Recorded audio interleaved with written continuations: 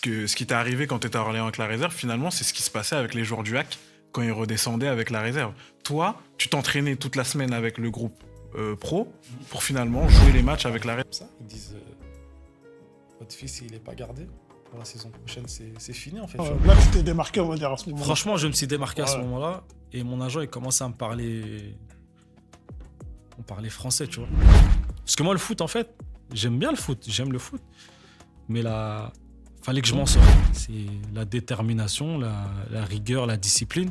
C'est les choses les plus importantes qu'il faut, tu vois. Tu vois, mais quand je t'ai dit l'année dernière Que si je n'étais pas dans les plans, Ouais, tu vois. Parle-moi français.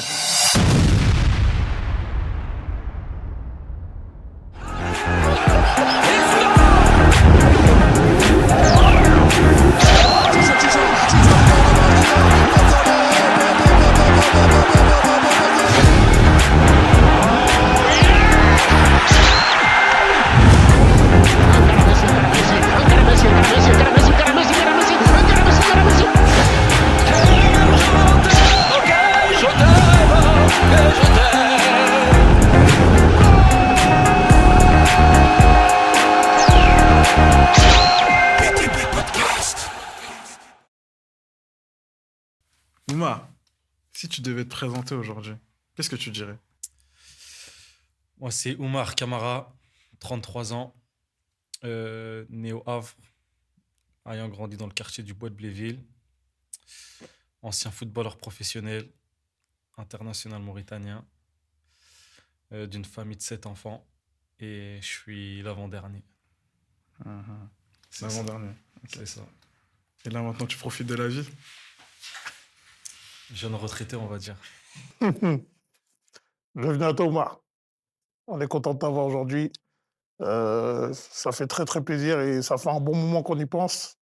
Et là, vraiment, on est honoré de t'avoir dans ce nouveau concept du BDB Podcast. Ça va être cool. Allons-y. Et ça pouvait être que toi, notre premier invité.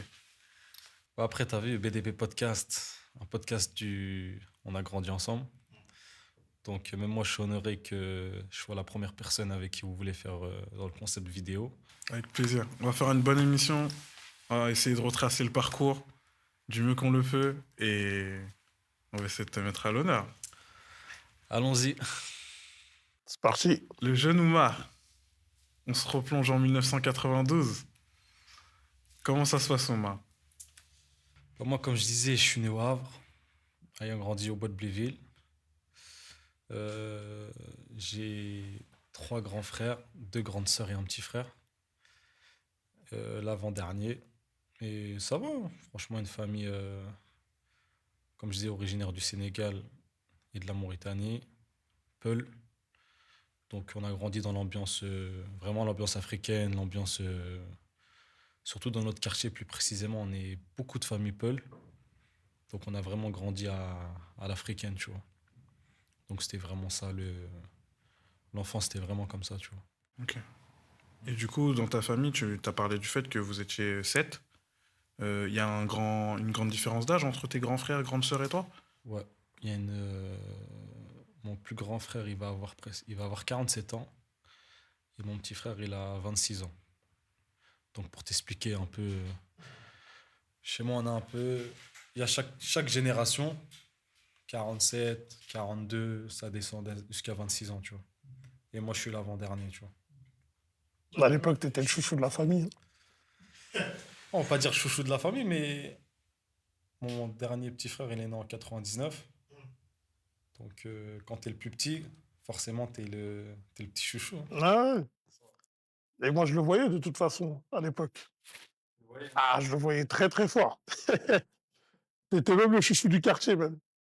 Après, à l'époque, c'est vrai, les gens me prenaient vraiment comme leur petit frère dans le quartier. J'étais bien vu des parents, des grands frères et franchement, j'ai eu une vraie enfance. Ça s'est bien passé. Dieu merci, satisfait. Et en parlant de ton enfance, obligé, on le mêle au foot aussi. Comment c'est né chez toi, en fait, cette passion, cette volonté, en fait, de jouer au foot, tout simplement? Après, moi, j'ai mes grands frères. Mon grand frère jouait à l'époque. Et mes trois grands frères restaient dans le foot, hein. Et moi, j'ai commencé le foot en 97. Et c'est mes grands frères qui m'ont inscrit. C'est mes grands frères qui m'ont inscrit. Ils m'ont inscrit au HAC directement. Donc, j'ai commencé au HAC à l'âge de 5 ans. À l'âge de 5 ans, j'ai commencé au HAC. Ok. C'est ça. Après, il y avait l'ambiance du quartier, quoi. Il y avait le City Stade. Ah, on a grandi ensemble. C'était City Stade en plein milieu du quartier. De notre génération, on doit être une trentaine. C'est-à-dire que c'était l'ambiance après téléfoot le dimanche. Tout le monde au City Stade, et les tournois, il y avait les plus grands. On a grandi vraiment dans l'ambiance football. Vraiment, vraiment. Et ce qui était bien, comme tu l'as dit tout à l'heure, c'est tes grands frères qui t'ont mis dedans. Mais c'est vrai que quand tu regardes, on avait plein de grands de notre quartier qui étaient dans le foot. Et on a toujours eu ce truc où les grands jouaient, nous impliquaient. On les voyait jouer aussi. Ils avaient leur foot en salle le lundi. On les voyait, on voulait jouer, on les regardait, etc. Et en fait, C'est ça. Bah après, comme je te disais, moi, mon frère, il joue au hack. Mon grand frère Ousmane, il joue au hack. Et bah, sa génération, c'était l'un des premiers qui joue au hack, tu vois. Donc lui, c'était le pro du quartier, en gros, tu vois. Donc moi, en suivant ses pas, ça, on me voyait comme derrière lui, quoi, en étant plus petit, tu vois. Et après, l'ambiance du quartier, ouais, il y avait les plus grands, il y avait toutes les générations, c'était le foot en salle, c'était incroyable, tu vois. tu te souviens un peu de ton premier jour au hack, par exemple? Toi qui parles du hack Je et me que tu as souviens commencé pas tôt. trop du premier jour, mais je me souviens comment mes frères ils m'ont inscrit. On était dans la chambre, il y avait mes trois grands frères, et il y en a un qui lisait le journal, et il a vu qu'il y avait des détections hack, et ils se sont dit, il faut qu'on inscrit Omar. Et de là, ils m'ont inscrit, et même eux, ils étaient choqués le premier jour, j'ai dribblé tout le monde. Donc après, à partir de là, c'était parti, quoi. C'est vrai que toi, je me souviens, nous on avait les hack mon parrain. Et en fait, toutes les personnes du quartier ils rêvaient d'être recrutées par le hack à mon parrain. On essayait d'en faire trop, etc. Mais toi, t'es un des rares qui était déjà en fait implanté, qui avait sa licence, etc. Bah après, de notre génération, je suis le seul qui joue au hack à cet âge-là. Parce que moi, j'ai fait du hack de 5 ans jusqu'à 13 14 ans. Après, bah, j'ai pas été gardé. Mais c'est vrai que, vu que moi, j'étais déjà au hack, j'étais déjà dedans, en fait, tu vois. Donc, par rapport à ceux de ma génération, tout ça, ils voyaient le hack de loin. Et moi, j'étais à l'intérieur, tu vois. Donc, on n'avait pas le même regard, forcément, sur le club du hack, tu vois. Ouais. Parce que moi, en fait, j'avais une vision, en fait, quand je voyais, par exemple, quand toi, tu étais inscrit au hack à l'époque, pour moi, c'était quelque chose d'inatteignable, tu vois. Donc, parce que nous, on a joué à un niveau beaucoup plus bas, tu vois, à l'époque, quand on jouait au football. Et moi, pour moi, les joueurs qui jouaient au hack, pour moi, c'était un truc de ouf, tu vois. Moi, je te voyais vraiment comme quelqu'un de, en gros, à qualité supérieure, tu vois. Pour moi, c'était ça, en fait. Et dès le départ, quand on te voyait jouer au City Stade, etc., on voyait que tu avais du talent. On le voit. Et il y avait d'autres joueurs aussi comme ça dans le quartier, qui étaient à peu près comme toi, similaires. Mais après, moi, je pense que toi, tu as été bien cadré par tes grands frères, tu vois. Par exemple, ton plus grand frère qui a joué au HAC à l'époque, déjà là, c'était quelque chose, parce que c'était le seul du quartier, tu vois. Donc là, tu as eu un cadre, pour moi, qui t'a permis après de pouvoir évoluer C'est dans le ça. Mais milieu. après, moi, mes frères, ils étaient là. Que ce Mmh. soit même mon père. Mon père, il me ramenait au foot. Ouais, exact. Et même des grands du quartier. Mmh, mmh, mmh. Rodrigue, il m'a ramené au Mmh. foot. Mmh, mmh. Des fois, mes frères, ils pouvaient pas me ramener. C'est lui Ouais, qui me ouais, ramenait. ouais, ouais. Donc, j'avais mes frères derrière Mmh, moi. mmh, Tu mmh. vois, ils étaient derrière moi, ils m'ont poussé, tu vois. Donc, ça a facilité, tu vois. Après, vu que, comme je te disais, ils étaient dans le foot, t'avais un espèce de modèle, tu vois ce que je veux dire. Après, voilà. Après, c'est ça. C'est ça. Et on a parlé de ton plus grand frère, mais t'en as un autre frère qui est parti J'en ai deux autres. très haut. J'ai eu Ibrahim Deux, finalement. et Mamadou. Les deux, c'est vrai. Et les deux, pareil. Ils étaient à la porte du professionnalisme. Malheureusement ou heureusement, ça l'a pas fait. Mais aujourd'hui, alhamdoulilah, ça se passe bien pour eux, tu vois. Et c'est l'essentiel finalement. C'est ça, c'est Mais ça. en tout cas, t'as bien baigné dans une famille de foot. Et, comme tu l'as dit tout à l'heure, Amadou, il y avait quand même un élan qui te ramenait et qui t'accompagnait en fait dans tout ça. C'est ça. Et si tu regardes l'image qu'on avait de toi, on avait l'image du footeux, mais il n'y avait pas que ça. Moi, j'ai une image, fête du quartier, Ah là là. jeune Oumar. Raconte-nous un Bah, peu. après, tu vois, ça c'était le côté football. Mais pareil, dans les plus grands, ils chantaient aussi. Il y avait des groupes de rap dans le quartier, les plus grands, etc. Et bah, moi, je suis l'un des plus jeunes aussi qui s'est mis à rapper. Par exemple, les fêtes du quartier. On a partagé le même groupe, hein, C'est ça, tu à vois. l'époque. C'est ça. Et à 5 ans, 6 ans, je faisais les premières scènes du quartier, les fêtes du quartier, tu vois. Et avec le groupe des plus grands. Alors qu'ils avaient quoi, 10 ans de plus que moi, tu vois. C'était vraiment la génération de mon grand frère. Et bah, après, on a créé notre groupe. On a créé notre groupe. Au début, on était plusieurs. Il y avait des, il y avait des bancals. Non, après, on a créé notre groupe, les Mini Snipers. Moi, Ali et Seydou. Et après, on a essayé de percer. Hein. On voulait percer dans le rap aussi, tu vois. Parce qu'on avait nos plus grands. On voyait les plus grands aussi, tu vois. Donc, ça a vraiment été un exemple sur le rap, sur le foot et dans la vie, tu vois. Après, le truc, c'est que toi, t'étais dedans. Mais moi, par exemple, du quartier, je te voyais avec mes yeux, je me disais, ah, il le fait bien. Tu vois, t'avais déjà le truc, en fait, je vais pas dire le petit parfait, entre guillemets, mais tu cochais les cases du joueur au hack. Au quartier, t'avais de la prestance, tu rappes et t'étais avec les plus grands, etc. Tu vois, nous, on était avec les gens de notre âge, mais toi, t'étais déjà avec les plus grands, etc. Et t'avais ce truc-là où, on appelait ça, maintenant les jeunes, ils appellent ça de l'aura. Toi, t'avais le charisme à cette époque-là, tu vois. Après, moi, je peux pas le savoir. Non, c'est pour Ah ça. oui, aujourd'hui, vous me le dites, mais moi, je peux pas le savoir, tu vois. Mais après, comme je t'ai dit, moi, mes frères, c'était mes exemples. Ça veut dire vraiment nos exemples, en tout cas de ma génération, les plus grands du quartier, c'était les exemples.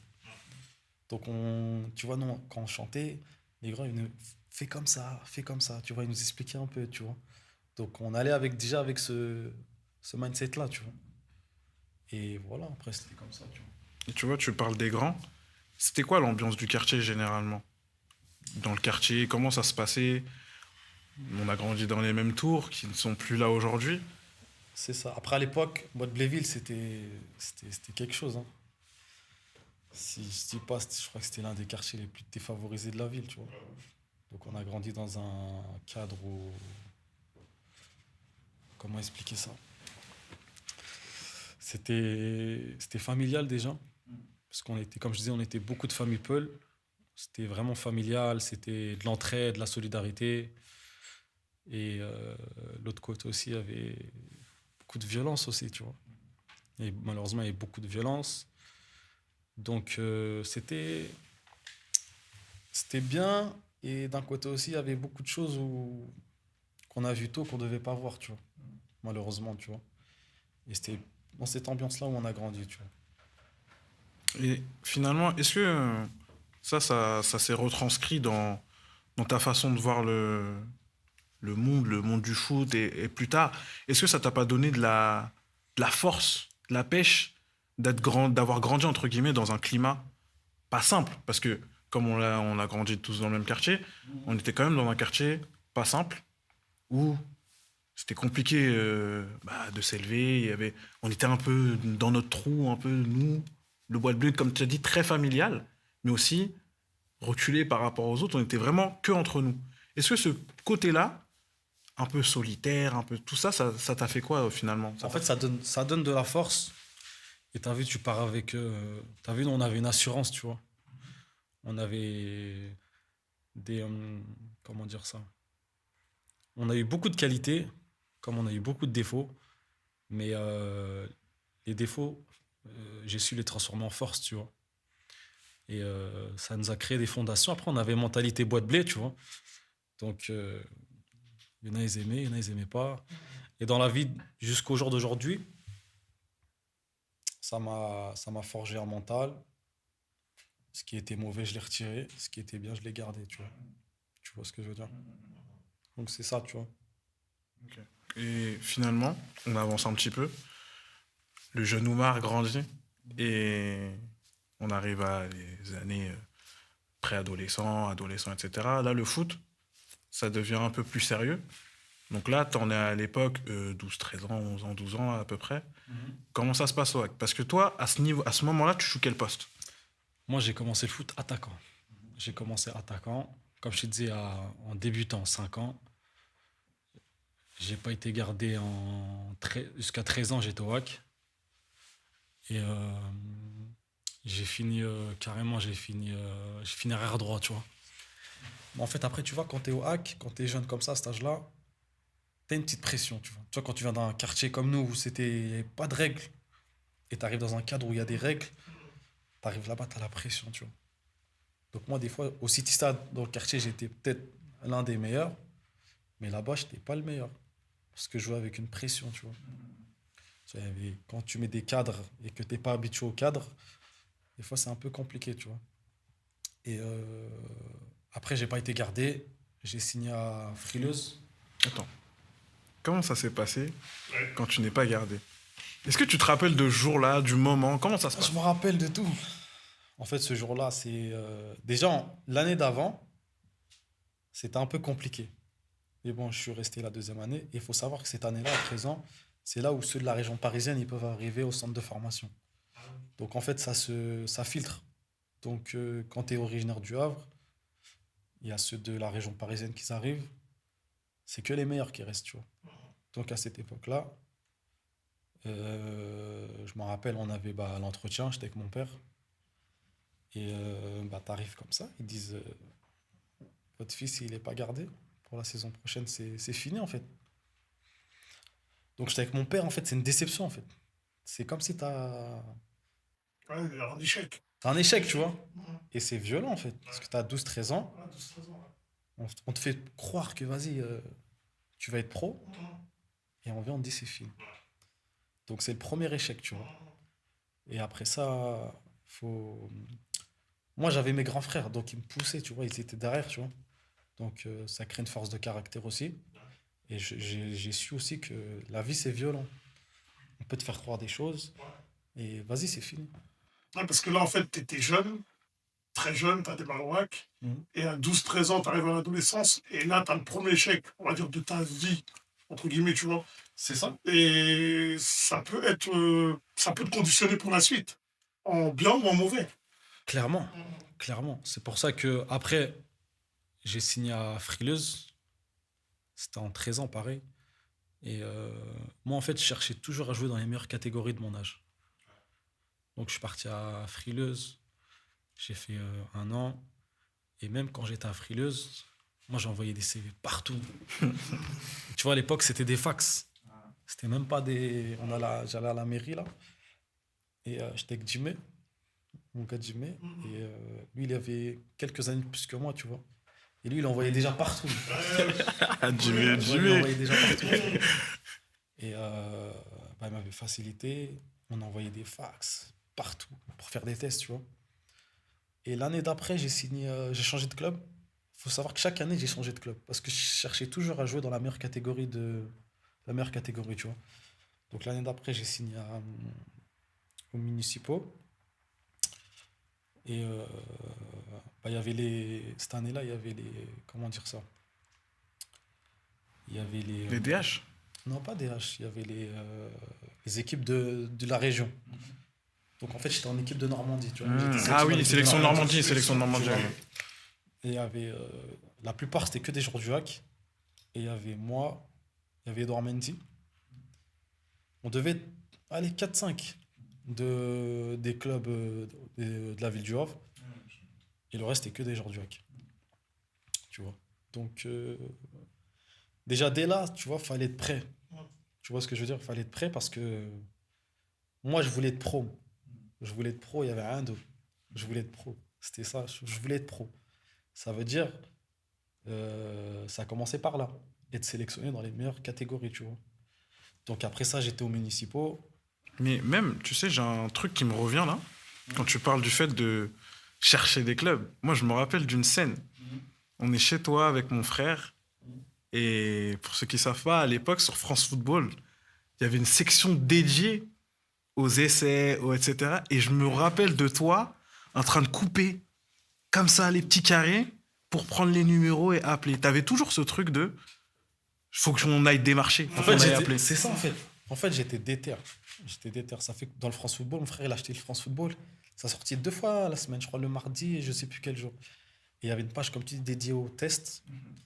Moi, je découpais ça. Je voyais le numéro, j'appelais. Et partout, en fait, c'était. L'année d'après, j'ai commencé les essais. Je suis parti, j'en ai fait à Troyes, Beauvais, Auxerre. Euh, Et à Beauvais, tout ça, j'allais avec Jimmy. Là, t'avais quel âge pour resituer un peu le truc? T'avais quel âge? Parce que là, tu dis, tu vas faire des essais, mais en fait, finalement, À cette période-là, j'avais 15 ans, je crois. C'est tout, hein. 15 ans. Et on prenait le train, tout. On prenait le train, on dormait chez son cousin à Paris. Après, on allait. Tout. Non, on faisait des vraies missions. Et j'ai fait aussi Auxerre. Auxerre, mon frère, il m'a ramené. Sedan, mon frère, il m'a amené. Sedan, une fois, il m'a amené. Parce qu'en fait, à l'ancienne, quand tu faisais les tests, tu faisais un, après, tu te passais à une autre catégorie. Et si tu passais deux, trois catégories de tests, après, tu allais dans le centre de formation. Et un jour, je me rappelle d'une anecdote, je suis parti avec mon frère. J'ai joué 10 minutes. C'était à Sedan. Et le gars, il me dit, le gars, il me fait sortir au bout de 10 minutes. Ça fait, je vois mon frère, je dis, ouais, j'étais nul, qu'est-ce qu'il y a? Il me dit, non, t'es malade, t'as fait un truc de ouf et tout, t'as dribblé tout le monde, là, c'est sûr que c'est bon et tout. 10 minutes, ils m'ont convoqué directement à faire le test dans le centre de formation, tu vois. Après, je suis allé en train là-bas et après, là-bas, c'est pas fait, tu vois. Ça, c'est pas fait. Je suis revenu au Havre, j'étais au municipal, comme je te disais. Et l'année d'après, j'ai changé de club encore. Je suis parti au Tréfilerie, dans les quartiers sud, parce que c'était en DH et municipaux, je crois, ils descendaient ou je sais plus c'est quoi. Et là-bas, pareil, j'ai fait des tests à Châteauroux. Franchement, j'ai fait trop de tests. Et en fait, mon frère, il m'a amené, j'allais en train et avec Jimmy, tu vois. J'ai fait Tréfil. Après, je suis retourné à Frileuse en moins de 18. Et quand je suis retourné à Frileuse en moins de 18, euh, pareil, j'avais même fait des tests WAC. J'ai refait un test WAC encore. Quand j'étais au Tréfil, j'ai refait un test WAC. C'était pas possible. Ils m'ont dit, en fait, t'as le même niveau que les joueurs qui sont là, tu vois. Et après, quand je suis retourné à Frileuse en 18, ouais, j'ai fait trop de tests, hein. mais tu vois, quand le fait d'avoir jonglé dans tous ces clubs, on va dire ce qui est, t'étais un bon joueur du Havre. Ok. Ça veut dire que quand t'allais dans ces clubs-là, finalement, à chaque fois, tu changeais, tu changeais, tu changeais. Ce fait d'être, entre guillemets, instable, c'était une volonté de ta part parce que tu voulais toujours aller au meilleur club. Est-ce que tu avais un accompagnement quand même dans les clubs du Havre ou pas du tout? Moi, je trouve que les clubs du Havre, moi, je cherchais toujours à jouer au meilleur niveau. Ça veut dire dès qu'à la fin de l'année, il fallait les lettres de sortie, je demandais les lettres de sortie, souvent on me bloquait. On voulait pas que je parte dans un niveau supérieur. Ça veut dire après, des fois, bah, tu forçais en fait. Tu étais obligé de forcer et des fois ça passait, des fois c'était compliqué. Et bah là, je te rejoins quand j'ai signé à Frileuse en 18. Le Havre, ils envoient une lettre à Frileuse pour que je vienne faire un test. Je devais faire un tournoi avec le WAC pour signer au WAC. Maintenant, Frileuse, ils m'ont dit non. On avait fait un match, on avait perdu. Et le coach, il m'a dit, ouais, tu vas pas. Il a dit, j'ai reçu la lettre du WAC, tu vas pas. Je lui ai dit, comment ça, je vais pas? Il dit, non, tu vas pas. J'ai dit, ok, je vais appeler mon frère, il va t'appeler. Il n'a même pas fini de parler, j'étais parti. Je l'ai appelé, je dis, le coach, il veut pas et tout. Il m'a dit, attends, je vais l'appeler tranquille, il l'a appelé. Après, il a dit, non, j'ai dit ça Omar pour lui faire peur, etc. Et en fait, malheureusement, il y a beaucoup de personnes qui n'ont pas eu de grand frère ou pas eu d'accompagnement, qui ont été bloqués par des clubs, tu vois. Ça. Malheureusement, c'est comme ça, tu vois. Et après, j'avais fait le tournoi. Et comme je te disais tout à l'heure, il y avait des joueurs, ils m'ont dit, tu es du même niveau que les joueurs qui sont là. Donc, continue ton cheminement et on verra plus tard, tu vois. Après la deuxième année à Frileuse, pareil, c'était pareil. Et la troisième année, t'as quel âge? J'avais quel âge? 16, 17 ans. C'est l'année où tu te cherches un peu, tu vois. C'est l'adolescence, tu te cherches un peu, tu vois. Donc cette année-là, sans prétention, tu vois, mais j'étais au-dessus de... Mon niveau, il était un peu au-dessus, tu vois. Donc, j'allais plus à l'entraînement. Je restais un peu dans le quartier. Et c'est l'année aussi... c'était un peu compliqué cette année-là, tu vois. Et fin d'année, non, vers le mois de février, comme ça, j'ai appelé le coach de la première. Je lui ai dit, ouais, j'aimerais bien jouer avec la première. Parce qu'en 18, ça m'intéresse pas, tu vois. En fait, je veux progresser, tu vois. Et il m'a dit, ok. Et j'ai fait mon premier match avec la première. J'ai marqué, on a gagné. J'ai fait un match de ouf et tout, tu vois. Et après ça, le coach des 18, il a pas accepté que je joue avec la première. Donc, après ça, il a dit... le coach de la première, il m'a dit qu'ils veulent pas que ce soit, qu'ils ont des problèmes entre eux. Donc, il m'a dit retourner en 18. Et cette année-là, c'était compliqué, hein. Parce que vraiment, c'était en mode quartier, en mode... tu te cherches. Tu te cherches, il y a plein de choses qui se passent dans le quartier, donc tu es tenté par plein de choses. Sauf que cette année-là, pareil avec Jimmy. Encore toutes ces années que je t'explique là, je faisais des tests, hein, à gauche, à droite, hein. Ça passait pas, tu vois. Et cette année-là, avec Jimmy, on a appelé un club de D2 belge. Non, D3 belge. Le club, c'était Namur, en Belgique, tu vois. Et Jimmy, il appelle, tout. C'est pour mon grand frère, tout. Il explique mon parcours, etc. Il me dit, vas-y, venez. Je venais juste d'avoir le permis. Non, j'avais 18 ans, je venais juste d'avoir le permis. On a pris la voiture, on est parti là-bas. J'ai dit, mais mets un long manteau, tout ça. Tu te fais passer pour mon agent, tout ça. Au début, il s'est fait passer pour mon frère, mais quand on est parti, il s'est fait passer pour mon agent. Après, j'ai fait le match, etc. Et Jimmy, il a réussi à les convaincre. Donc, c'était bon. Ils m'ont dit, tu reviens à la trêve, à la reprise. Et c'est bon, en fait, tu signes chez nous, tu vois. Et après, on est rentré au Havre. Et on a été trop gourmands, tu vois. On avait demandé une voiture de fonction, tout ça, tu vois. Ça, c'est là. Non, on a été gourmands, je vais pas te mentir. Et après ça, c'était compliqué, mais ils ont fait dépôt de bilan. Donc, c'était KO, tu vois. Après ça, il s'est passé quoi après ça? Mais après tu arrives au moment où tu reviens au WAC. Non. Il s'est passé autre chose avant ça. J'étais revenu à la reprise à Frileuse. Et le coach, il m'a crié dessus. Non, il m'a... Il a pas accepté. Ah, j'ai eu du mal. Donc, mes potes sont venus me chercher. J'ai dit, plus jamais je mets les pieds ici. J'ai dit, plus jamais je mets les pieds ici. Et après ça, j'ai fait un test à Deauville. Ils m'ont dit, non, c'est pas... Sans plus, tu vois. Après, il y avait des potes à moi, ils travaillaient sur Paris, à Poissy, à Peugeot. Et eux, ils m'ont poussé, tu vois. Ils me disaient, Omar, au lieu de rester comme ça, viens, on va travailler, tout ça. Et moi, j'étais, je veux percer, frère. Tu vois ce que je veux dire? Mais cette période, elle est intéressante parce que là, c'est une période où tu te cherches. Et tu as aussi le fait que tu peux être aussi un peu tiraillé aussi par ce qui se passe au quartier. Et le fait que tu as des amis à toi qui commencent à travailler à Paris, etc. En fait, t'es clairement tiraillé parce que t'as des amis à toi qui sont dans le côté sombre, t'as des amis à toi qui sont dans le côté... T'es tiraillé, tu vois. Et tu te poses plein de questions, tu vois. Et sauf que mon pote, il travaillait à Peugeot, il m'a bien poussé, tu vois. Donc, il m'a trouvé une place à Peugeot Poissy. Et moi, j'avais un oncle qui habitait au Muro. Donc, il avait accepté de m'héberger, tu vois. Donc, tout, c'était bon. C'était un CDD de 6 mois, tout. C'était un travail de nuit, c'était bien payé, tu vois. Sauf que je suis arrivé là-bas, à la réalité du monde du travail, hein. J'ai fait un jour, j'étais choqué. Ah, j'étais choqué, frère. C'était travailler à la chaîne, tu vois. Ah, c'est la réalité de la vie. La vraie vie. Ah, frère, ça m'a choqué, je vais pas te mentir. J'ai fait 2 jours. La dame, elle me parlait, elle me disait, là, si tu continues comme ça, tu vas avoir un CDI, tout ça. Dans ma tête, j'ai dit, là, c'est pas... Là, je rentre chez moi, ce soir, je reviens plus. Non, c'était une dinguerie. Et ensuite, je suis... le soir même, j'étais de nuit le matin. J'ai dit à mon oncle, ouais, je rentre vite fait au Havre et tout. Je suis rentré chez moi, je suis plus revenu, frère. Mais le lendemain matin, je suis parti courir à la forêt. J'ai dit, en tout cas, là, il faut que je perce. Je courais à la forêt direct. Pendant peut-être une semaine, je me suis donné à fond.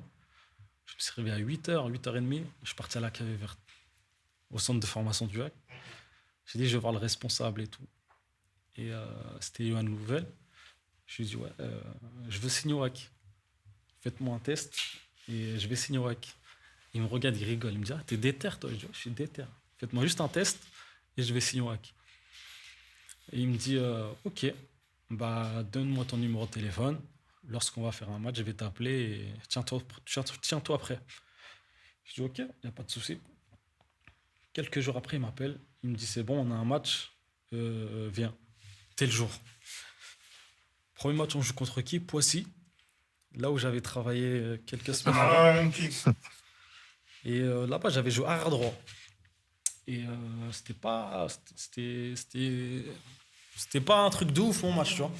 Donc, ils me convoquent, ils me disent, Oumar, t'es sûr que t'es arrière droit? Je dis, non, moi, je suis milieu droit.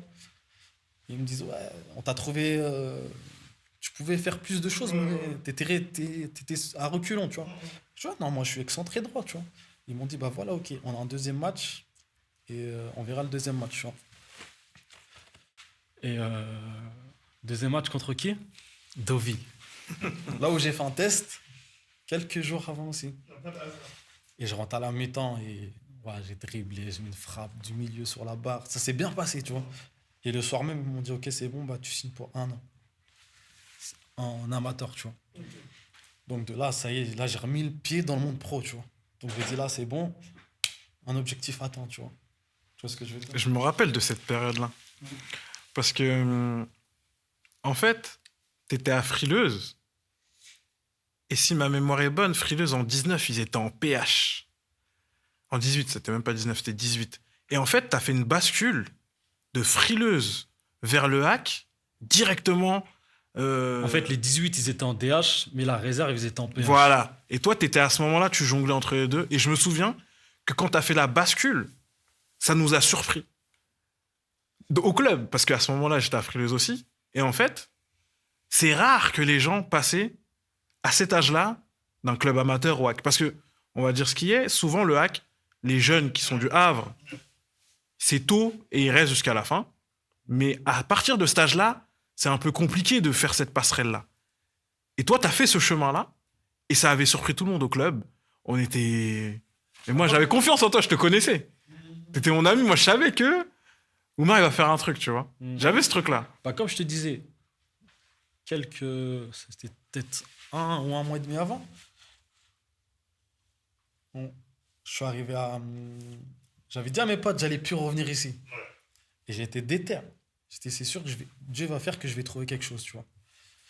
Et quand j'ai signé au HAC, bah, la bascule, elle s'est faite comment? Franchement, je dirais que c'était la détermination. Et vraiment, Dieu m'a facilité. Et déterminé, je suis parti là-bas comme ça, au culot, tu vois. Et ça s'est fait, tu vois. Donc là, c'était, comme je t'ai dit, un objectif atteint.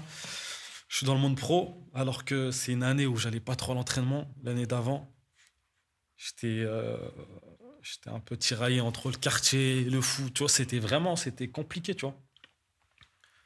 Et bah là, Dieu m'a redonné une chance, tu vois.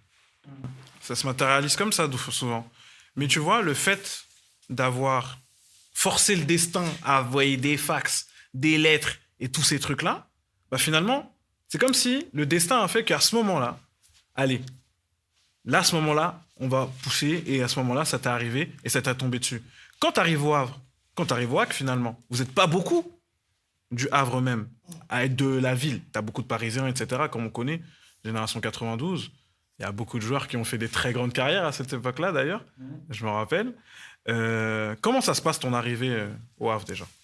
Bah, quand je suis arrivé, déjà, comme je te disais, j'étais à Frileuse, j'ai signé au HAC. Quand j'ai signé au HAC, c'était une nouvelle, le directeur du centre. Il me dit, t'as pas de problème avec Frileuse en termes de papier et tout ça, le licence? Je dis, non, j'ai pas de problème, tout est... Il me dit, ok, on est en train de te faire ta licence, etc. 2 jours après, il m'appelle, il me dit, Oumar, passe dans mon bureau et tout. Il me dit, ta licence, elle a été bloquée. Je dis, comment ça, elle a été bloquée? Tu me dis, ouais, Frileuse, ils ont dit que t'as pas payé une licence d'il y a 2 ans. Et moi, j'ai oublié quelque chose. Avant de signer au hack, j'ai appelé mon coach de Frileuse. Je lui ai dit, ouais, je vais signer au hack. Il n'y a pas de problème, il n'y a rien, merci, etc. Il m'a dit, ok, bonne continuation, etc. Et je t'ai dit, quand j'ai signé au hack, en fait, il avait bloqué ma licence. Tu vois ce que je veux dire? Donc il m'a dit, ouais, non, c'était il y a 2 ans, t'as pas signé, t'as pas payé, tout ça. Je dis, comment ça? Je dis, moi, j'ai toujours tout payé. Non, t'as pas payé. Je dis, ok, c'est pas grave. Donc de là, mes frères, ils m'ont payé la licence. Et j'ai été apte le jeudi. Et j'ai joué directement titulaire le premier match. C'était le samedi. Et c'était en CFA. Je me suis pris une claque. Ah là, j'ai essayé de dribbler là. Bah, c'était compliqué, frère. Tu passes de là, DH, 18 DH où tu t'entraînes pas beaucoup, à la CFA. C'était une catégorie, tu vois. Et ouais, premier match, je joue titulaire et franchement, c'était compliqué. Ça m'a montré la réalité, tu vois. Donc après, je savais qu'il fallait que je travaille, tu vois ce que je veux dire? C'est ça. Et du coup, ça se matérialise comment, en fait, quand tu es jeté dans le grand bain avec, du coup, plusieurs personnes qui après faisaient aussi l'ascenseur pro, qui jouaient pas, ils redescendaient. Toi, tu t'entraînais avec la CFA, mais quand les pros ils redescendaient, tu jouais pas. Je me rappelle de cette période-là. En fait, c'était une année compliquée parce que, déjà, en fait, c'était de l'apprentissage. Parce que là, tu vois, les joueurs de Ligue 2, ils redescendaient, on s'entraînait ensemble. C'était vraiment de l'apprentissage, tu vois. Et moi, j'étais en mode. J'étais pas en mode. Faut que je joue avec l'équipe première. J'étais en mode. Faut que je réussisse à être dans le groupe avec la CFA. Même pas de jeu titulaire, mais il faut que je sois dans le groupe, tu vois. Et je pense que cette année-là, j'avais pas la mentale. J'étais pas encore prêt, tu vois. Donc c'était vraiment une année d'apprentissage, tu vois ce que je veux dire? C'était vraiment une année d'apprentissage. Et après, j'ai eu des blessures. J'ai eu des blessures à la cheville. J'ai repris, j'ai eu l'autre cheville, tu vois. C'était compliqué cette année-là. Mais en apprentissage, c'était le top, tu vois. C'était le top du top, tu vois. Et finalement, t'es resté combien de temps au HAC, dans l'antichambre des pros, finalement? J'ai fait 1 an. J'ai fait 1 an au hack. Et 1 an, et après, j'ai pas été gardé. Enfin, on a eu l'entretien de fin d'année. Et ils m'ont dit, si tu restes une deuxième année, tu vas pas trop jouer. Donc moi, j'ai dit, non, moi, je vais jouer, tu vois. Et après ça, ils m'ont dit, si c'est ça, c'est mieux que tu partes ailleurs, tu vois. J'ai dit, ok, y a pas de problème, tu vois. Et pareil, c'est violent aussi, tu vois. C'est violent, tu vois. Et après, c'est encore force de caractère, hein, faut pas lâcher, tu vois. En fait, il faut que tu rebondis derrière. Comme tu as dit, c'est une force de caractère. On va dire, c'est pas un échec parce que c'est un apprentissage. C'est C'est ça. ce qui te permet aussi après de pouvoir faire, on va dire, la carrière que tu as pu faire. Et on va en parler. C'est ça. Donc, en vrai, toute expérience est bonne à prendre. C'est exactement ça, tu vois. C'est exactement ça. Parce que même après, après ça, j'ai signé à Vitré en CFA 2. Mais tu sais comment ça s'est fait? J'avais joué titulaire ce match. J'avais fait un bon match contre Vitré. Mon pote Jimmy, encore une fois, il était dans les tribunes. Il était avec mon frère, avec mes frères, tout ça. Et à la fin du match, il descend comme ça. Il part avec mon frère, il rentre. Il va voir le chauffeur du bus. Il dit, ouais, le numéro 7, s'il vient chez vous l'année prochaine, ça peut intéresser le coach, tout ça. Il dit, ouais, bah, pourquoi pas et tout, donne ton numéro, tout ça. Donc il lui donne mon numéro. Et le lendemain, le coach il m'appelle. Et il me dit, ouais, tu veux venir chez nous, tout ça. Je dis, ouais, ouais, ouais. Et c'est comme ça que ça s'est fait. Tu vois? Que du culot, en fait. C'est que ça, tu vois. Jim et les bons tuyaux étaient encore là. C'est ça. Et tu vois, j'avais fait un test aussi. Avant ça, j'avais fait un test à Nice, par le biais de Didier Digard. J'avais fait un test à Nice, mais le problème, c'est que Nice, les U18, ils avaient gagné Ils étaient en finale de Gambardella. Ça veut dire qu'ils n'étaient pas concentrés quand j'étais là, tu vois. C'était compliqué, tu vois. Donc après ça, j'ai fait Nice, j'ai fait Rouen. Ça s'est pas fait. Et finalement, j'ai choisi la sécurité, tu vois. Je suis parti à Vitré, tu vois. Et du coup, à la suite de ça, quand le hack ça se termine, finalement, t'arrives à un point où Vitré et t'enchaînes plusieurs clubs amateurs à ce moment-là. Est-ce que c'est quoi la bascule que tu fais entre le monde pro amateur et l'enchaînement des clubs que t'as fait? Bah, après ça, j'ai fait le hack, j'ai fait Vitré, j'ai fait Chartres, j'ai fait. Après, je suis revenu à Gonfreville. Il faut savoir, à Gonfreville, lorsque j'étais à Chartres, c'est dans la région d'Orléans, j'avais envoyé encore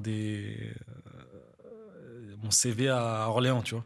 En fait, chaque année, il faut savoir que j'envoyais partout. Et quand j'ai eu le contact du directeur sportif d'Orléans, il m'a dit de venir avec la réserve. Sauf que la réserve, ils étaient en DH et moi, Gonfreville, ils étaient en CFA2. Je lui dis, moi, si je viens, c'est avec l'équipe première, sinon je viens pas, je préfère rester je rentre chez moi au Havre et je suis en CFA2, tu vois. Et il m'a dit, ok, bon, on va te suivre, tu vois. Et de là, à Gonfreville, on faisait une vraie saison. On était promis à la trêve, on était premiers, ça se passait bien. Maintenant, on arrive en Coupe de France et on tombe sur Orléans, tu vois. Et moi, avant le match, j'appelle le directeur sportif direct. Ouais, c'est moi, il t'avait appelé il y a 6 mois, tout ça, Omar Camara, etc. Là, on joue contre vous. Je dis, ah, ok. Bah, bon match, tu vois. Et faut savoir que moi, j'étais titulaire à Gonfreville à cette période-là. Et la semaine, on fait l'entraînement. Le coach, il dit, je vais envoyer la liste pour le match. Moi, je m'inquiétais même pas, moi, en fait. Je vois que je suis pas dans la liste. Et je reviens en arrière.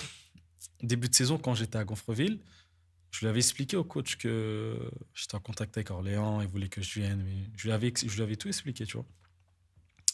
Maintenant, je reviens, quand on joue Orléans, je suis pas dans la liste. Je me dis, ah ouais, là, c'est une dinguerie, là, ce qui se passe. Comment ça se fait, je suis pas dans la liste? Sachant qu'il sait que je devais aller à Orléans, il sait qu'ils me suivent, etc. Donc, on reçoit les SMS, je vois mon nom, il est pas dessus. Moi, je l'appelle direct, le coach. Je l'appelle direct. Après, on a parlé. Je lui dis, t'as vu, moi, tu sais, j'étais en contact avec Orléans. Tu sais, moi, je t'ai dit depuis le départ, je vais être pro, tu vois. Donc, j'ai dit, toi, tu me boycottes.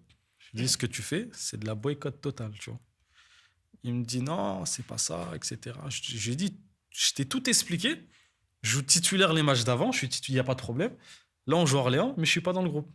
C'est qu'il y a un problème. C'est pas normal, tu vois. Et de là, il m'a remis dans le groupe. Il a retiré un joueur, il m'a remis dans le groupe. Donc le lendemain, j'arrive à entrer au match, tu vois. Et moi, j'étais en mode déter, en mode, j'ai pas le temps de. Moi, il faut que je perce. Donc on joue le match, je joue titulaire. Et je joue titulaire. Et c'est moi qui marque. 1-0 pour nous, tout ça. On faisait un bon match, hein. Et moi, j'ai fait mon match, j'ai fait ce que j'avais à faire, tu vois. Et après, on a perdu, je crois, au penalty, je crois. Mais de là, c'est là que Orléans, ils m'ont vu, tu vois. Vraiment, ils m'ont vu à ce moment-là. Maintenant, fin d'année, j'ai pas été gardé par Gonfreville. Le coach m'a pas gardé. Donc de là, pareil, tu te dis encore un échec, c'est compliqué, etc. Sauf que je recontacte Orléans et ils me disent de venir à faire la prépa avec eux, en Bretagne, tu vois. Donc je vais faire la reprise avec eux. Et 10 jours avant, Avec le groupe pro, du coup. avec le groupe pro, avec la C'est en nationale. Ligue et la nationale. C'est hein. ça. Donc 10 jours avant, on me dit on veut plus de toi à Gonfreville. 10 jours après, je suis en stage de prépa et descendu de Ligue 2, tu vois, avec un col pro, tu vois. Donc après, j'ai fait la prépa. J'ai fait un match. Le premier match, c'était contre Lorient, c'était en Ligue 1. Et ce jour-là, franchement, Dieu m'a facilité. Voilà. Ça veut dire j'étais vraiment. C'était incroyable, tu vois. Je fais une vraie entrée. Et le soir même, ils m'ont fait signer. Le soir même, dans la cuisine, ils m'ont dit, ouais, bah, on va te faire signer 1 an encore. On va te faire signer 1 an, etc. Tu vois. Donc là, c'est reparti, en fait. C'est reparti dans le monde pro, tu vois. Comme je te disais, il y avait l'étape du hack. Là, c'était l'étape, vas-y, là, je suis en national, tu vois. Donc après, c'était une année encore d'apprentissage parce que là, j'étais vraiment dans le groupe national, tu vois. Donc je passe de la CFA2 à la nationale. Et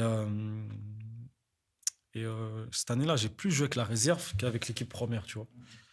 Et cette année-là, je crois que j'avais fait à peu près 13 matchs en réserve. Non, j'avais fait 11 matchs en réserve. J'avais mis 13 buts, je crois, et 8 passes D, tu vois. Ouais, c'était un. En fait, ce qui t'est arrivé quand t'étais à Orléans avec la réserve, finalement, c'est ce qui se passait avec les joueurs du hack quand ils redescendaient avec la réserve. Toi, tu t'entraînais toute la semaine avec le groupe pro pour finalement jouer les matchs avec la réserve. C'est ça. Et moi, vraiment, j'étais en mode. Comme dans Olivier Tom. Tu vois, quand il descend avec. Quand il joue au Barça, là, en mode il faut 10 buts, 10 passes D. J'étais en mode. Là, faut que je les choque, en fait. Et vraiment, bah, ça s'est bien passé. Et j'avais signé amateur. Je n'ai pas signé pro. Et là, fin d'année, ils m'ont proposé un contrat pro. Et ils ont décidé de me prêter la première année, tu vois.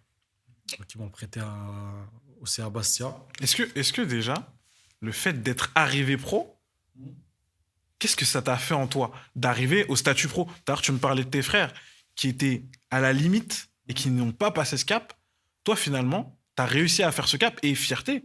Parce que finalement, au Bois de Blé, tu es le premier joueur à avoir été professionnel. C'est vrai. J'avais 23, 24 ans quand j'ai signé pro.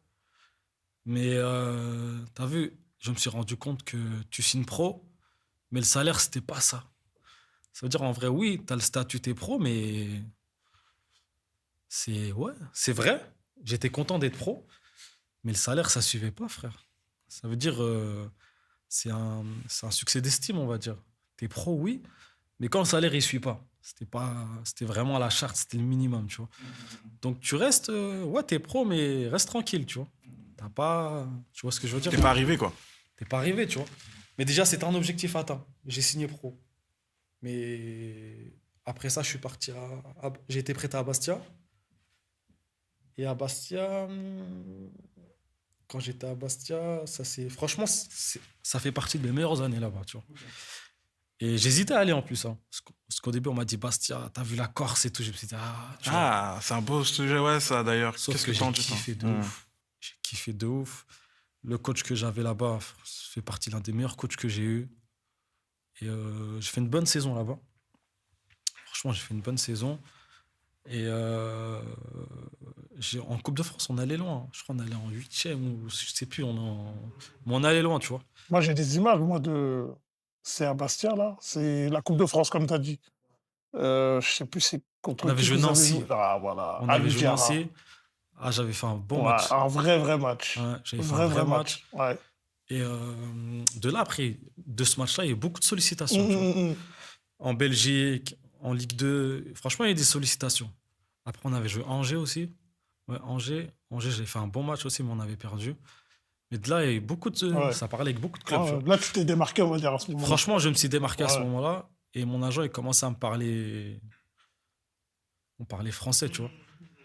Et en parlant d'agent, moi, j'avais une question. Comment ça s'est fait, toi, ton premier contact avec un vrai agent dans le milieu du foot? En fait, moi, j'ai signé avec mon premier agent quand j'étais à Orléans. Fin d'année, j'ai signé avec lui.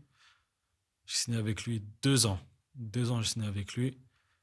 Et au début, après, il a cru en moi, lui, hein. Franchement, il a cru en moi. Il allait au charbon. Franchement, il était là. Il était là, tu vois. Ouais. Et t'as vu, moi, je connaissais pas ce monde-là, tu vois. Je connaissais pas le monde d'agent, je connaissais pas, tu vois. Et après, plus le temps passait, plus je voyais des défauts, je voyais des choses où Ouais. ça doit pas se passer comme ça, tu vois. Des fois, il y a d'autres agents qui me contactaient. Mais moi, je toujours reste loyal. Je disais, parle avec lui. Moi, j'ai cet agent-là, parle avec lui. Ouais. Et même quand j'étais en Coupe de France, quand on était en Coupe de France, là, il y a un agent, il m'a appelé, il m'a dit, écoute, j'ai un contrat pour toi. En Ligue 2, là, quitte ton agent. Le contrat, il est là, le club, ils sont prêts. C'est un contrat à 5 chiffres en Ligue 2. Et moi, j'ai dit quoi? Parle avec mon agent. Il m'a dit, non, je parle pas avec lui. J'ai dit, j'ai un contrat avec lui. Il m'a dit, si tu veux, je peux te le casser, le contrat. Moi, je lui ai dit, franchement, je suis quelqu'un de loyal, t'as vu. Je lui ai dit, moi, je suis avec lui. Et soit ça passe avec lui, soit laisse tomber, frère. Tu vois. Après, moi, lui, je lui en ai parlé. Je lui ai dit, t'as vu, là, il y a un agent, il m'a contacté, il m'a dit ça. Lui, il m'a dit, non, c'est mort, je m'associe pas, etc. Après, je dis, oh, mais frère, tranquille, parle d'abord déjà avec lui, vois, parce que t'as vu, pour l'intérêt, on peut faire quelque chose, tu vois. Ouais. Il était en mode, non, non, non, non, non, non. De toute façon, après, il s'est passé beaucoup de choses, tu vois. Et finalement, j'ai dit, ah, en fait, peut-être qu'il veut pas mon bien, lui, en vrai, tu vois. Ça veut D'accord. dire, moi, j'ai dit, je vais rester jusqu'à la fin de mon contrat. Ok. Et à la fin, vas-y, chacun, il fait sa route, tu vois. Et après, ça s'est passé comme ça. À la fin, il voulait limite, en gros, renégocier. Et tout. Je lui ai dit, non, laisse tomber, frère. Je dis, t'as vu, j'ai eu des propositions, j'ai eu des choses, mais Ouais. moi, je suis loyal. T'as vu, quand je suis dans un truc, je bouge pas, tu vois. Même si ça peut me desservir, si je m'engage dans un truc, c'est comme ça, tu vois. Ok. Et j'ai attendu la fin de tout ça. Et après ça, je suis retourné à Orléans. Et c'est là qu'il y a eu un problème. C'est là où il y a eu Quand j'étais à Orléans, j'ai eu des propositions de Ligue 2. Mais j'avais signé 3 ans à Orléans. Et la première année, j'étais prêt à Bastia, donc il me restait 2 ans, tu vois. Et quand il y a eu les sollicitations des clubs, etc., j'étais sous contrat. Ouais. Donc il fallait qu'ils m'achètent, tu vois, c'était un peu... Ouais. Sauf que là, il a commencé à y avoir des vrais clubs, tu vois. En championship, il y avait des contacts, tu vois. Ok. Et faut savoir que quand j'étais à Orléans, euh, le, le directeur sportif qui m'a fait signer pro, il a été viré, tu vois. D'accord. Tu vois. Ouais.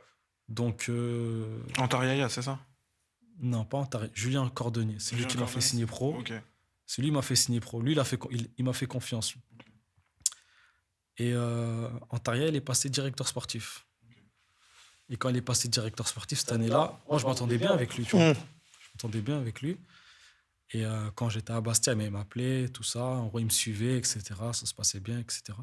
Et moi, je lui dis, ouais, Antar, moi, je reviens à Orléans, que si le coach, il compte sur moi. Ah, bah oui. Je sais pas, je viens et le coach, il me fait pas jouer, tu vois. Logique. Il m'a dit, non, le coach, il compte sur, le coach, il compte sur toi, etc. Viens, t'inquiète, ça va se passer, ça va bien se passer, etc. J'ai dit, OK. Et je reviens à la prépa. Le coach, il me convoque, tout ça. Il me dit, ouais, Oumar, bienvenue, tout ça. T'as fait tes preuves à Bastia, etc. Bah, en fait, là, c'est une nouvelle saison. Tout le monde est sur le même piédestal, le même pied d'égalité, etc. Je dis, OK. Premier match, je marque. Deuxième match, je marque. Et j'étais bien, tu vois. Maintenant, il me convoque dans son bureau. Il me dit, Oumar, et tout, ça va là, je vois que t'es bien, etc. Et tout. Moi, j'ai tout fait pour que tu reviennes de Bastia et tout. Et la direction voulait te prêter une deuxième année. Ouais. Mais c'est moi qui a tout fait pour que tu reviennes. Sauf que la direction, c'est le directeur sportif. Ok. Et moi, le directeur sportif, quand je l'ai appelé fin de saison de Bastia, je lui ai dit, si le coach ne veut pas que je revienne, Là, je reviens pas. Ouais. il m'a dit, non, le coach, il veut que tu reviennes. Le coach, il veut que tu reviennes et moi-même, je veux que tu reviennes. Et là, le coach, quand il me dit ça, c'est qu'il y en a un des deux qui ment. Qui ment, ouais. Tu vois ce que je veux dire? Ça veut dire, moi, je sors du bureau, je l'appelle direct. Je dis, ouais, comment ça se fait? Le coach, il m'a dit, la direction, elle voulait me prêter une deuxième année, etc. Ben, c'est toi, la direction. Il m'a dit, non, le coach, c'est... Il dit pas la vérité. C'est moi qui a tout fait pour que tu reviennes. À la base, il voulait pas trop. Je dis, ouais, mais quand je t'ai dit l'année dernière Que si j'étais pas dans les plans. Ouais. tu vois, Parle-moi français. je lui ai dit, tu vois. Il m'a dit, non, mais t'inquiète, de toute façon, là, ça se passe bien. Je dis, bah, de toute façon, entre vous deux, il y en a un, c'est un menteur, tu vois. Donc de là, je savais qu'entre les deux, c'était bizarre, tu vois. Après, troisième match, ça se passe. Quatrième match, j'ai encore marqué. J'ai fait une vraie prépa, tu vois. Après, il y a le premier match de Ligue 2. Je suis remplaçant. Je rentre. Je mets premier match en pro. Là, c'est vraiment le premier match en pro, tu vois. Ligue 2. Tu vois, mon frère, il est venu. Là, c'était vraiment quelque chose, tu vois. Et, Je me rappelle de ce match-là. ouais, c'était un... Ouais. Tu vois, là, par exemple, c'était vraiment... Là, ça y est, j'atteins un objectif. Ouais, là, c'est pro, tu vois. ouais. Et je rentre. Je mets une passe D au bout de... J'accélère. Je mets une passe D. On gagne 3-1 contre Nancy. Ça se passe bien. Tout se passe bien. Je suis content. Après, deuxième match, je rentre. Ça se passe bien. Troisième match, pareil. On joue Coupe de la Ligue, je crois. Titulaire, ça se passe très bien, tu vois. On rejoue championnat, ça se passe. Je rentre. Maintenant, on joue Coupe de France. Coupe de la Ligue. Non, je crois Coupe de la Ligue encore. On joue Nancy. Je fais un match, je suis titulaire, mais je suis pas terrible, tu vois. Je suis pas bof, tu vois. Et de là, j'étais plus dans le groupe pendant au moins un mois, frère. Et c'est comme si, en fait, le coach, il attendait que ça. Ouais, attendait ouais. ok. Il attendait le faux Ok, pas, ok. le moment où. Il attendait le faux C'est pas, ça, tu vois. ouais, Ça ouais. veut dire... ça veut dire... moi, je vais le voir au bout de peut-être 2-3 semaines, tu vois. Le coach, je lui dis, ouais, coach, je vois que je suis plus trop dans le groupe. C'est quoi faut que je fasse pour retourner dans le groupe? C'est quoi j'ai besoin de travailler quoi pour être dans le groupe? Ouais. Il me dit quoi? Rien. Il me dit, t'as toutes les qualités pour jouer. Même à ton poste, t'es l'un des meilleurs. Je lui dis, moi, mais comment ça se fait, je joue pas là? Bah oui. C'est comme ça, faut que t'attendes, faut que tu patientes. Donc moi, je sors du bureau, je dis, non, il y a un problème là, c'est quoi le délire et tout? Il me dit, je suis l'un des plus forts, mais je joue pas. Ben, Ça veut dire, vas-y. Je me dis, Oumar, déterre, continue à t'entraîner, ça va payer. Il me remet dans le groupe, il me fait jouer, il me fait rentrer à la fin. C'était relou, tu vois. Et un jour, je me fais une petite élongation. Et faut savoir, on s'entraînait le matin. Moi, je revenais l'après-midi, je doublais les entraînements parce que je revenais, tu vois. Je croise le coach, il me dit, oh, Omar et tout, c'est bon, est-ce que t'es apte pour ce week-end et tout? Je dis, ouais, coach, je suis là, moi, je suis toujours là, tu vois. Il me dit, bah, je parle que de toi, là, avec les adjoints. On a besoin de camarades, on a besoin de camarades. Je me dis, coach, moi, demain, je m'entraîne, moi, je suis là. Maintenant, on arrive le week-end. Les excentrés, l'excentré droit, il était blessé, tu vois. Je me suis dit, je vais jouer, tu vois. Il met le latéral droit, excentré droit. Il me fait des dingueries, tu vois. Ok. Il fait rentrer à des 2 minutes de la fin, des trucs de ouf. Et après ça, je commence à craquer, je te dis la vérité, je commence à là, craquer. mentalement, là, ça Mais j'étais en commence. mode, toujours en mode, j'allais le voir en mode coach, j'ai besoin de travailler quoi pour jouer, tu vois. À un moment, pareil, il me convoque avant le match, il me dit, Omar, l'année dernière, t'as fait tes preuves, je compte sur toi. Il me met pas dans le groupe. En fait, que des dingueries comme ça, tu vois. Un jour aussi, on avait joué, il m'a mis dans le groupe, et il m'a appelé Attends, on devait partir en avion, tu vois. Et il m'a mis dans le groupe. Genre, on était le mercredi, on devait partir genre le jeudi. On avait peut-être rendez-vous vers midi, comme ça. Il m'appelle le matin, il me dit, ouais, finalement, tu pars plus. Oh non, non. En fait, ok. que des trucs comme ça, tu vois. Ok. C'est moi, je dis, en fait, lui, il va me faire craquer, en fait. Waouh. lui. Et moi, quand c'était ça, j'allais voir Antar aussi. C'est Antar, t'as vu, tu t'es limite porté garant que j'allais jouer. Ouais. C'est comment? Non, il faut que tu patientes. Je dis, ok, je vais patienter, je patiente. Mais le coach, c'est comme s'il se foutait de moi un peu, tu vois. Parce qu'il me disait des trucs, derrière, il faisait tout le contraire, tu vois. Ouais. Après, j'ai commencé à appeler mon agent, j'ai dit, t'as vu, faut trouver une solution, tu vois. Je peux pas rester comme ça, tu vois. Ça veut dire, on a commencé à chercher des prêts, tu vois. Et il y avait 2-3 clubs de Ligue 2 qui étaient chauds. Mais le coach, il a dit non. C'est des concurrents directs. Oumar, il peut pas aller là-bas. Ok. Donc, tu as un coach qui finalement dit que tu es le meilleur, que ça se passe bien, que tu es un des meilleurs, que tu es bon, que tu es performant à l'entraînement, mais qui finalement te fait pas jouer et en plus, il te bloque. Là, à ce moment-là, tu te dis quoi? Là, t'es dans une impasse carrément. Ah, c'est compliqué, hein. Ouais. C'est compliqué, hein. Parce que il te dit t'es le meilleur, mais il te fait pas jouer. Et en plus ça, c'est comme si c'est un peu de l'humiliation, tu vois. C'était compliqué. Mais après ça, je dis bon, faut que je parte, faut pas que je reste, parce que je vais pas supporter, tu vois. Soit je vais m'embrouiller, je vais pas, c'est mieux je parte. Oh. Et quand je lui dis je pars, il me dit non. Les clubs de Ligue 2, on est en concurrence pour le maintien, donc c'est pas possible, tu vois. Et après ça, on a cherché en national. En national, il y avait Laval, je crois, Laval qui était chaud, et Lyon-la-Duchère. Sauf que l'agent, il n'était pas en bon terme avec Laval, donc finalement, ça s'est pas fait. Il restait que Lyon-la-Duchère. Moi, j'ai dit, je vais jouer, moi. Moi, s'il faut partir. Le coach, il m'a dit, viens, tu vas jouer. Donc, je suis allé là-bas. J'ai fait 6 mois là-bas. Hein. Ouais, 6 mois. Et après ça, à la fin des 6 mois, ça va, ça s'est passé. Mentalement, il avait touché quelque chose. Ça veut dire que il m'avait dégoûté un peu, tu vois. Donc, j'ai fait 6 mois là-bas. Et à la fin de l'année, il me restait 1 an de contrat à Orléans. Donc, j'appelle Antar. Je lui dis, ouais, c'est comment là? Il me dit, ouais, bah, il te reste 1 an, etc. Je lui dis, bah, si je veux partir, on fait comment? Il me dit, non, si tu pars, on demande une indemnisation. Je dis, mais qui va payer pour moi? Personne. J'ai pas joué. Là, c'était un peu bancal les 6 mois. Et vas-y, laisse-moi partir. Il me dit non. Donc, je lui dis, avec le coach, c'est comment? C'est compliqué. Il me dit, ouais, mais reviens à la reprise, on verra comment, tu vois. Donc, je reviens à la reprise. Et le coach, j'avais appelé le coach avant de revenir à la reprise. Je lui avais dit, coach, c'est comment, là, cette année? Vous comptez me faire comme l'année dernière? Ou vous comptez sur moi? Dites-moi-le concrètement. Il m'a dit, ouais, faut que je réfléchisse. Ouais, viens, on verra, tu vois. Je dis, ah ouais, ça va être compliqué. Et après ça veut dire que je fais la reprise. Et 3-4 entraînements, ça se passait pas bien, tu vois. Ouais, ok.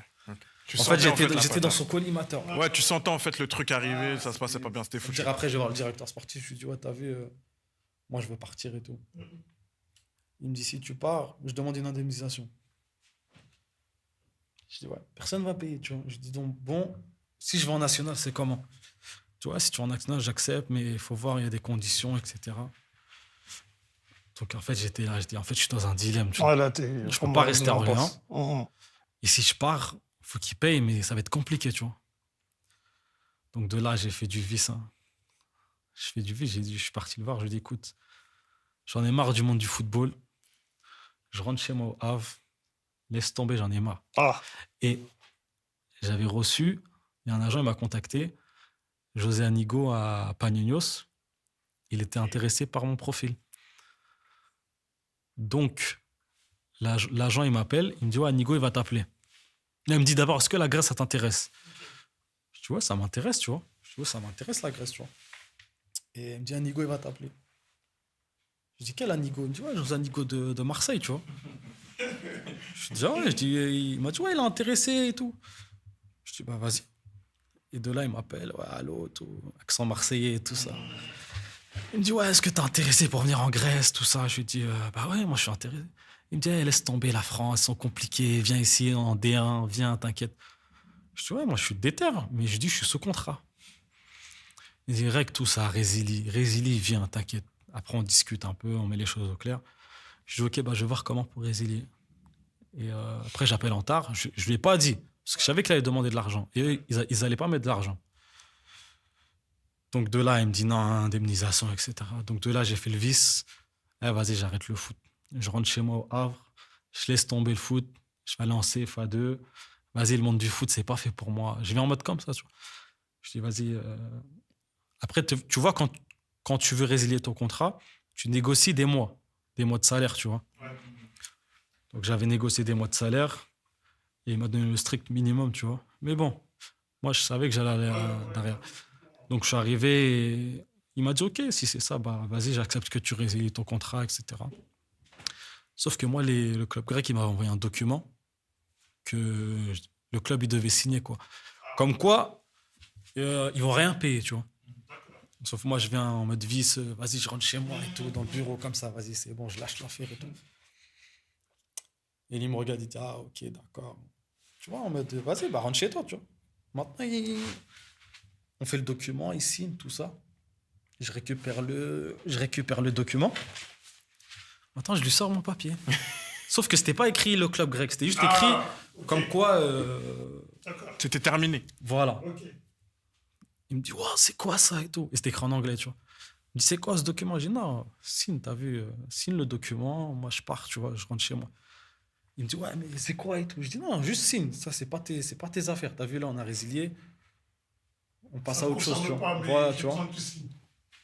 Donc après, il signe. Mais tu vois, c'est... Tu vois, donc il a signé, de là, il a signé, j'ai quitté, je suis parti en Grèce 2 jours après. J'ai signé là-bas en D1, c'était à Panionios, tu vois, avec José Anigo, tout ça. Et franchement, c'était... Enfin, tu passes de... En fait, il faut savoir les étapes. J'étais dans un état où j'étais énervé, en mode c'est compliqué. À José Anigo, il t'appelle. En D1 grec, tu vois. C'est encore une autre catégorie, tu vois. Là, t'es en D1, tu vois. Et quand je suis arrivé là-bas, franchement, c'était... Panionios, c'est quelle ville? Pour ceux qui ne savent pas, C'est Athènes, hein, Athènes. donc vraiment très très bonne ville, quoi. Franchement, c'est Athènes. Athènes, c'était magnifique. Franchement, c'était magnifique. Surtout un club comme Panino, c'était un club. T'as vu, il y avait de la ferveur, c'était déter, tu vois. Et on était 6 7 francophones, tu vois. Et quand on est arrivé là-bas, en fait, avec Anigo, on avait un espèce de. Pas de contrat, tu vois, mais le but, c'était de signer à l'Olympiakos. Tu vois, donc il m'avait dit en gros que Une passerelle, on va dire. c'était une passerelle. Le club intermédiaire, en fait. Ouais, c'était ça, tu vois. Donc le but, c'était que je fasse 6 mois et que je signe à l'Olympiakos. C'était ça le. Si ça se passe bien, 6 mois, tu signes à l'Olympiakos et de là, c'est. Tu vois. Maintenant, ça se passait bien, les premiers matchs, tout se passait bien, etc. Au bout de 1 mois et demi, 2 mois, Anigo, il s'est fait virer, tu vois.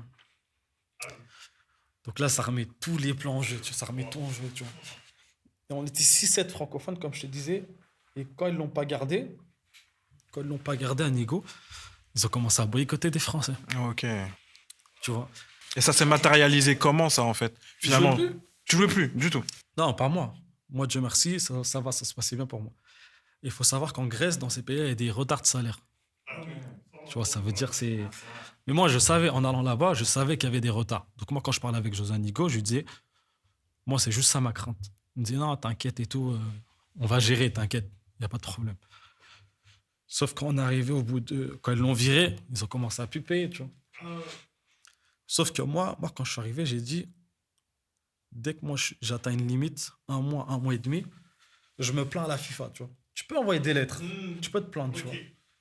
Et quand tu te plains, le club, ils ont la pression, donc des fois ils te payent, ou des fois ils te font plus jouer. Donc moi, j'ai dit, dès que je vais arriver à 1 mois et demi, j'envoie la lettre. Donc moi, j'envoyais que des lettres. Ils me payaient, et les autres, ils s'étaient pas payés. Et moi, alhamdoulilah, je jouais, tu vois. Et au bout d'un moment, c'était compliqué parce que j'envoyais trop de lettres. Tu vois ce que je veux dire? Et le président, il me mettait la pression, hein, en mode arrête d'envoyer des lettres, etc. Je dis, moi, du moment que je suis pas payé, j'enverrai des lettres. Ils m'ont dit, non, mais ici, c'est pas comme ça. Des fois, on a des difficultés. Je dis, moi, je suis venu pour jouer au foot. Je vous donne un service, vous me payez. C'est comme ça. Du moment qu'on arrive à 1 mois et demi, vous me payez pas, j'envoie la lettre. C'est comme ça. Et d'autres joueurs, il y en a, ils avaient peur d'envoyer la lettre. Tu n'étais pas payé pendant moi 4 mois, frère. Et comment ça se passait? Parce que finalement, de ce qu'on entend et ce qu'on voit, c'est que finalement, les francophones, les étrangers, on les paye. On les paye, mais souvent les locaux, le kiné, le staff, toutes ces choses-là, on a un peu plus de difficultés à payer. Donc toi, finalement, t'arrivais, tu demandais, Non. tu réclamais, et eux, c'était comment? Les Grecs, ils n'étaient pas payés. Il y a certains joueurs, ça. ils n'étaient pas payés. Après, eux, c'était quoi le délire? C'était en gros, quelqu'un, un exemple, il touche 10 000 euros, bah, ils vont lui donner 2 000 euros. Le mois d'après, 2 000 euros. Le mois d'après, 2 000 euros. Ça veut dire que si tu t'englobes tout, des fois, c'était de l'argent, frère. Et en fait, ils te donnaient toujours un minimum, tu vois. Tu vois, c'était vraiment un petit minimum, tu vois. Le minimum syndical pour te faire vivre et dire on te donne un peu parce qu'on ne peut pas plus. C'est ça. Mais, ok. C'est ça. Sauf que la première année, ça va. Moi, franchement, Nigo, il n'a pas été gardé. J'ai continué à jouer, ça se passait bien, tu vois. Sauf que le plan d'Olympiakos et tout, c'était mort, tu vois. C'était mort. Et la deuxième année, pareil. La deuxième année, il y a un autre coach qui est arrivé. Après, il faut savoir, ils avaient des problèmes financiers, ce club-là, tu vois. Ça veut dire, je crois qu'on a eu 4 coachs. tu Ah, vois. ok. C'était Ok. compliqué, tu vois. Reste instable. C'était trop instable, tu vois. Mais moi, Dieu merci, je réussissais à sortir l'épingle du jeu, tu vois. Et le niveau grec d'ailleurs, parce que toi, par rapport au fait de jouer et le fait de passer du championnat français, la Ligue 2, le monde amateur, à passer à la D1 grecque, c'est un niveau différent. On connaît Olympiakos, on connaît AEK Athènes, Panathinaikos, on a plein de Français, Djibril Cissé à l'époque, tu te souviens, etc. En fait, qui ont joué ces championnats-là, mais on les regarde pas. On dit les choses clairement. À part la scène, à part le FC Barcelone quand ils ont joué contre Panathinaikos, etc. Mais on les connaît pas, on regarde pas. On sait juste qu'il y a beaucoup de ferveur, beaucoup de supporters, c'est chaud. C'est quoi le niveau, finalement? Est-ce que ça match avec la Ligue 2? On est comment? Franchement, en Ligue 2, j'ai joué en Ligue 2, j'ai joué peu. Donc, je ne pourrais pas vraiment comparer avec la Ligue 2. Mais le niveau, franchement, moi, j'ai kiffé. Hein. Franchement, j'ai kiffé. Après, tu avais des grands joueurs, frère. Tu avais Valbuena, tu avais des très grands joueurs. Des El Arabi, il y avait des vrais joueurs, tu vois. Et franchement, moi, en termes de niveau, au début, c'était un peu compliqué, mais avec José Anigo, franchement, il m'a mis en confiance. Hein. Tu sais, il me disait, Oumar, attaque, tu ne dépasses pas le milieu de terrain, tu ne défends pas. Tu vois, c'était vraiment attaque, fais-toi plaisir, dribble, fais tout ce que tu as à faire. Et quand tu as un coach comme ça, tu as vu, c'était facile, frère. Franchement, c'était facile. Et j'en étais à la 2e année. On a un autre coach, tu vois. Et pareil, je jouais. Franchement, ça se passait bien, tu vois, franchement. Et à chaque fois, j'envoyais des lettres. Toujours. On va dire le problème, il était financier. Il était financier, tu vois. Mais sur le terrain, en tout cas, tu étais bien. Franchement, ça se passait bien. Après, j'avais des petits pépins physiques à gauche, à droite. Mais franchement, ça se passait bien, tu vois. Après, il y a eu le Covid, tu vois. Il y a eu le Covid. Covid, il est arrivé. Et il faut savoir que dans les contrats, si tu dépasses 2 mois et demi, 2 mois et demi d'impayé, tu peux résilier ton contrat. Tu vois ce que je veux dire? Et moi, j'avais toujours dit, au moment où on arrive à 2 mois et demi où je ne suis pas payé, je résilie mon contrat. On est arrivé à 2 mois et demi. J'en veux j'ai résilié. Et ils m'ont dit non, résilie pas, etc. Je dis moi, il y a un contrat. Moi-même, je me suis fait un contrat. Plus d'1 mois et demi d'impayé, j'envoie la lettre. 2 mois et demi d'impayé, je résilie mon contrat. Donc j'ai résilié mon contrat. Donc là, on est période Covid. Début Covid. Okay. On était au mois de mars comme ça. Donc ensuite, je suis rentré au Havre. Je suis rentré au Havre. Et après, c'était le Covid. Hein. Donc après, il n'y a rien qui bougeait, c'était compliqué, tu vois. Et après ça, j'ai connu un agent. Et cet agent-là, c'est comment dire ça? C'est une catégorie au-dessus de tout ce que j'ai connu, tu vois. Et cette période-là, lui, on discutait, tout ça, tu vois. Et il me proposait des choses que j'avais jamais imaginées auparavant, tu vois. En termes de rémunération ou en termes de club? En termes de rémunération, en termes de club, franchement, j'aspirais pas à ça. Et lui, il a commencé à me proposer. On parlait vraiment, et tu vois, il m'a. En termes de rémunération, il a commencé à m'ouvrir les yeux sur beaucoup de choses, tu vois. Sur ce que je pouvais gagner, tu vois. Et il avait négocié un contrat avec un club saoudien, tu vois. C'était Feha. Et en fait, il faut savoir que eux, avec le Covid, ils ont terminé leur championnat au mois de septembre. Et on devait être en juillet, comme ça, tu vois. J'avais eu des sollicitations de club, mais lui, il m'a dit, Omar, là, il y a un vrai contrat. Il y a un vrai contrat à la clé. Maintenant, soit tu attends septembre, quand ils terminent la saison, tu signes là-bas, soit tu signes maintenant. Mais maintenant, si le club, ils descendent ou il y a un problème, c'est mort, tu vois. Donc, j'avais eu Beroe, un club bulgare. Il m'avait envoyé une proposition, tu vois. Et j'étais en pleine hésitation. J'y vais, j'attends, je fais quoi, tu vois. Qu'est-ce qui te faisait hésiter finalement? En fait, le contrat en Arabie Saoudite, c'était un contrat XXL, tu vois. Bah ouais, c'est ça. C'est quoi, c'est l'amour du foot, du coup? Non. Ouais, il y a l'amour du foot, mais surtout que tu peux te retrouver avec rien. On est au mois de septembre. Et après, il faudra attendre janvier pour signer dans un club. Tu sors des périodes, tu vois, de transfert, tu vois. Donc, j'ai parlé avec Berouet et tout ça. Je suis parti visiter là-bas les installations. Parce qu'au début, franchement, ça me disait rien d'aller là-bas, tu vois. Donc, je suis parti là-bas, j'ai visité les installations, etc. Je suis revenu en France et je devais repartir. Et finalement, j'ai dit non, je vais attendre, tu vois. Je dis, je vais attendre. Donc, j'ai attendu septembre. Maintenant, Feha, ils avaient, faut savoir, ils perdaient, ils faisaient que de perdre. Maintenant, c'était à la limite de la relégation. Dernier match, ils font nul, ils se maintiennent, ils perdent, ils descendent. Moi, je suivais le match en direct. Ils se sont pris un but à la 94e minute. Donc, c'était KO, tu vois. Après, c'était pas mon destin, c'est que je devais pas aller là-bas, tu vois. Mais ça te... Enfin, c'est pas ça te soulage, mais tu te dis... J'ai bien fait d'attendre quand même. Non, après, t'as vu. Après, de toute façon, comme tu as dit, Moi, ce qui doit arriver dans la vie, tu vas l'avoir. Moi, c'est ça ma philosophie, tu vois. Donc, quand il y a eu ça, après, t'as vu, je me suis retrouvé sans club. Je me suis retrouvé sans club. Et donc, j'ai fait 6 mois sans club. Je suis parti. J'avais que des pays de l'Est, par contre. Des propositions de pays de l'Est et de national. Et au début, ça m'intéressait pas trop. Je suis parti en Roumanie. On m'a proposé un contrat. J'ai dit, je peux pas signer. Ça m'intéressait pas, je te dis la vérité. Je suis parti jusqu'à là-bas, j'ai dit, non, ça m'intéresse pas. Tu vois. Et ensuite, mon agent, il m'a dit, écoute, Omar, là, je suis en train de discuter avec un président d'un club de Dubaï. Par contre, il pense que tu es blessé. Parce que les derniers matchs que j'avais fait en Grèce, quand j'ai envoyé des lettres, eux, sur le site Transfer Market, ils m'étaient blessé. Tu vois. Donc lui, il dit, ouais, il pense que ta fin de saison, tu étais blessé. Je lui dis, non, je suis en pleine forme. Il m'a dit, pour eux, tu es blessé. Donc on va essayer de trouver une solution. Donc de là, lui est en contact avec un club de national en France. Et t'as vu ça, on avait un contrat, tu vois. J'ai signé fin décembre. Je devais faire 2-3 matchs et repartir. C'était ça le contrat, en fait. Maintenant, je fais 2 matchs. Troisième match, on joue à Orléans. Déchirure aux adducteurs à la fin. Tu vois. Donc après, j'étais obligé de finir l'année à 7. Et pareil, le contrat, tout était posé, tu vois. À Dubaï, tu vois. Mais bon, je me suis blessé. Et après ça, j'ai fini l'année à 7.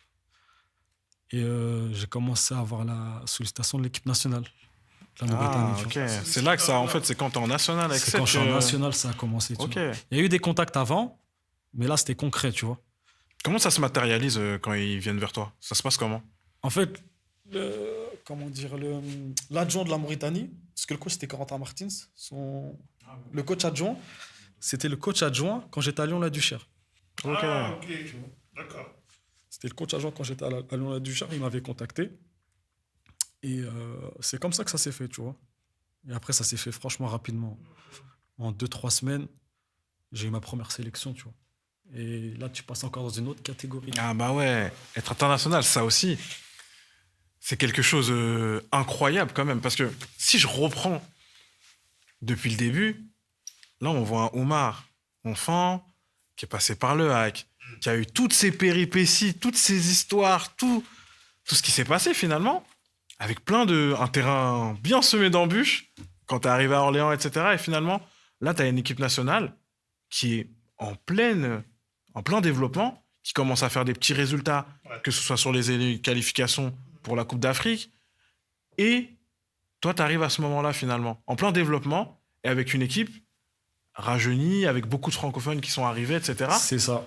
Bah, sachant que ils s'étaient qualifiés à la deuxième CAN. Ils s'étaient déjà qualifiés à la première CAN. C'était historique, tu vois. Et là, on était qualifiés pour la deuxième CAN. Donc moi, j'avais la CAN en tête, tu vois. Et première sélection, on joue contre le Libéria. Et là, c'est... Ah, c'est des vraies choses. Ça se passe comment? Faut que t'expliques. Ouais. Comment ça se Franchement, passe? tu peux pas l'expliquer. Parce que là, tu représentes pas un club, tu représentes un pays, une nation, tu vois. Donc, c'est une grosse fierté, tu vois. Parce que là, tu te dis, en fait, tu as été sélectionné parmi 23 meilleurs joueurs mauritaniens les 23 joueurs, tu vois. Donc, je me dis, ah ouais, en fait, là c'est pas un jeu en vrai, t'as vu. Franchement, quand t'es déter, ça paye toujours, tu vois. Et tu vois comment Dieu fait les choses, parce que c'est Lyon-la-Duchère, c'est quand j'étais à Lyon-la-Duchère, l'entraîneur adjoint, qui est passé entraîneur adjoint en Mauritanie, tu vois. Donc en fait, là où tu passes, c'est pas au hasard. Tout est programmé en vérité, tu vois.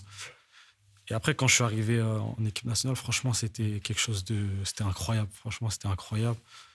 Les premières sélections, j'ai joué Libéria, Algérie à Alger. Et franchement, c'était quelque chose. C'était quelque chose. Et après ça, bah, à 7, j'avais fait une bonne saison, tu vois. J'avais fait 6 mois et c'était... 6 mois, ouais. J'étais pas au plus haut de mon niveau parce que je me suis blessé dès le départ, mais ça s'est bien passé, tu vois. Et après ça, le Bérouet, là, qui était venu 1 an avant, ils sont revenus à charge encore. Ils sont revenus à charge. Et t'as vu, moi, avec mon agent, il m'a expliqué comment ça se passe. Parce que moi, en fait, je voulais gagner de l'argent. Je voulais gagner beaucoup d'argent, tu vois. Le but, c'était de gagner beaucoup d'argent pour pouvoir vraiment m'en sortir, tu vois. C'était pas le but d'être professionnel, mais il n'y a rien, tu vois. Donc là, moi, je visais la MLS, les pays du Golfe ou la Chine. C'est ça que je visais, tu vois. Et moi, mon agent, il était en contact dans ces trois... Il y avait des pistes, tu vois. T'es branché avec ces trois. Voilà, tu vois. Ça veut dire, il m'a dit, Omar, écoute, je vais t'expliquer comment ça se passe. Pour atteindre ces trois catégories, il faut que tu sois en D1 dans n'importe quel club d'Europe, tu fasses une grosse saison, et de là, tu peux postuler là-bas. Tu vois. Alors que même si tu sois en Ligue 2 ou en National, ce sera compliqué de postuler. Sera compliqué, tu vois. Et de là, il y a eu Berouet. Et je voulais pas signer là-bas. Je voulais pas, frère. Ça veut dire jusqu'à que j'arrive là-bas. Et vu que j'étais venu 1 an avant, quand je suis arrivé à l'hôtel, ils m'ont ramené directement le contrat. Ils m'ont dit signe, direct. Sauf que moi, je monte mes valises en haut, je suis monté dans la chambre, j'appelle mon agent, je dis écoute là, il n'y a pas rien qui s'est... Entre-temps, il n'y a pas un truc qui s'est débouché et tout. Il m'a dit, Camara, c'est ton destin, signe. Non, il m'a dit ça veut dire, je suis descendu, j'ai signé, tu vois. Mais après, je me suis dit, tu vois, je fais une bonne saison. J'avais vraiment un objectif en tête. Je fais une grosse saison et je bascule sur quelque chose où je peux gagner de l'argent, je peux vraiment faire quelque chose derrière, tu vois. Parce que tu peux être pro et pendant ta carrière, tu t'en sors, mais après ta carrière, c'est compliqué, tu vois. Et là, quand tu parles de ça, du coup, ça me fait penser à quelque chose. Là, à ce moment-là, quand tu tapes ces contrats-là, est-ce que ces contrats-là te permettent d'être bien ? Parce que tu as quand même connu la période Grèce où tu n'as pas les salaires, tu n'as pas le truc. Là, quand tu signes chez Berouet, c'est vrai que tu as dans ta tête l'objectif de bouger et de partir sur des gros contrats, sur des destinations qui te ramènent beaucoup de calice. Hein ? Mais c'est comment là ? Après, faut savoir en Grèce, il y avait des retards de salaire. Mais tu as vu, moi, j'envoyais des lettres. Ça veut dire qu'ils me payaient, tu vois. Ouais, c'était pas... Après, c'est des salaires où tu es confortable. Mais tu as vu, une carrière de foot, ça dure pas longtemps, frère. Totalement. Ça veut dire si t'as pas une éducation financière, t'es pas calé dans ça, tu finis ta carrière, c'est compliqué, tu vois. Et moi, le but, c'était vraiment, faut qu'après ma carrière, je puisse bien m'en sortir, tu vois. Parce que moi, dans ma tête, c'est une carrière, ça dure pas longtemps. Et après ça, c'est long, frère. Après, toi, tu parles d'éducation financière. Hein. Pour revenir avec ce qu'il disait Amadou au tout début de l'épisode. T'avais toujours les poches pleines. Quand on était petit. T'as été bien éduqué. Ça aussi, ça joue, tu vois, la famille. Après, moi, t'as vu, depuis tout petit, vous savez, on a grandi ensemble. J'avais toujours 1 franc ou 5 francs dans mes poches. Ouais, c'est ça. T'avais de l'argent de poche. J'avais toujours un peu d'argent. Le belge, tu l'avais toujours. Le petit belge, le Franchement, petit belge. sur ça, t'as vu que ce soit mon père ou mes grands frères, j'avais toujours un peu d'argent sur moi. J'étais petit, hein, mais on a grandi ensemble. Hein. J'avais Totalement. toujours un peu d'argent. Et je savais un peu comment gérer, Je savais, tu vois. Et ça, c'est quelque chose, je sais pas comment ça m'est venu, mais je savais gérer un peu, tu vois. Et je savais qu'en faisant ma carrière de footballeur, le but, c'était de s'en sortir en vrai. Comme je t'ai dit, on vient du bois de blé. C'est pas facile, frère. Tu vois ce que je veux dire ? Et on voit beaucoup de choses, c'est compliqué. Et le but, c'était vraiment un échappatoire où il faut que je réussisse dans le foot pour pouvoir après, je suis bien, tu vois. Je mets bien, je suis bien avec ma famille, t'as vu mon entourage. C'était ça l'objectif, tu vois. Et je reviens quand je suis à Berouet, là. J'ai perdu le fil. Non, tu reviens à Berouet, en fait, à partir du moment où tu as un contrat, en fait, avec ton agent, entre guillemets, qui t'explique qu'il faut que tu fasses l'étape... C'est ça. Donc après, je fais l'étape en mode, je suis déterminé en mode, cette année, c'est là qu'il faut que je touche un vrai contrat, tu vois. Et franchement, j'étais déter cette année-là. Et c'était l'année de la CAN. C'était l'année où il y avait la CAN aussi, tu vois. Donc j'étais vraiment déter. Et il y avait les éliminatoires de la Coupe du Monde. Ça veut dire, c'était chargé. Il y avait des matchs. Tous les mois, je partais en sélection. Il faut savoir que les clubs, ils n'aiment pas ça, tu vois. Surtout quand tu joues pour une sélection africaine. Ah, ils n'aiment pas ça. Non, ils n'aiment pas ça. C'est-à-dire, moi, j'allais en sélection, je revenais en club. T'as vu, le coach, il me faisait ressentir, j'aime pas ça. Parce que lui, pour lui, je me donnais plus là-bas qu'en club. Je disais, non, moi, là, je représente un pays, je représente mon pays, je suis déter dans les deux, tu vois. C'est mon club qui me paye. Donc, en mode. Mais lui, en fait, il est persuadé que non. En fait, quand t'es là-bas, t'es bon, limite, mais là. Alors que tu regardais les stats et tout, j'avais plus de stats en Bulgarie qu'en équipe nationale, tu vois. Mais c'est quelque chose qui est comme ça. Tu vois, je sais pas comment te l'expliquer, tu vois. Et des fois, je revenais de l'équipe nationale, il me mettait remplaçant. En fait, il me boudait, en fait. Tu vois ce que je veux dire? Et après, il y a eu la CAN. Arrivé en décembre, il y a eu la CAN, tu vois. Et la CAN, c'était. Là, c'est un événement. C'est quelque chose d'incroyable. Qu'est-ce que c'est de jouer une CAN, Oumar? Franchement, une CAN, c'est une dinguerie. Hein. Après, cette CAN-là, le petit goût amer, c'est que le coach, le sélectionneur, il a été viré juste avant. Ah oui. Okay. Tu vois. Donc, on arrive à la CAN.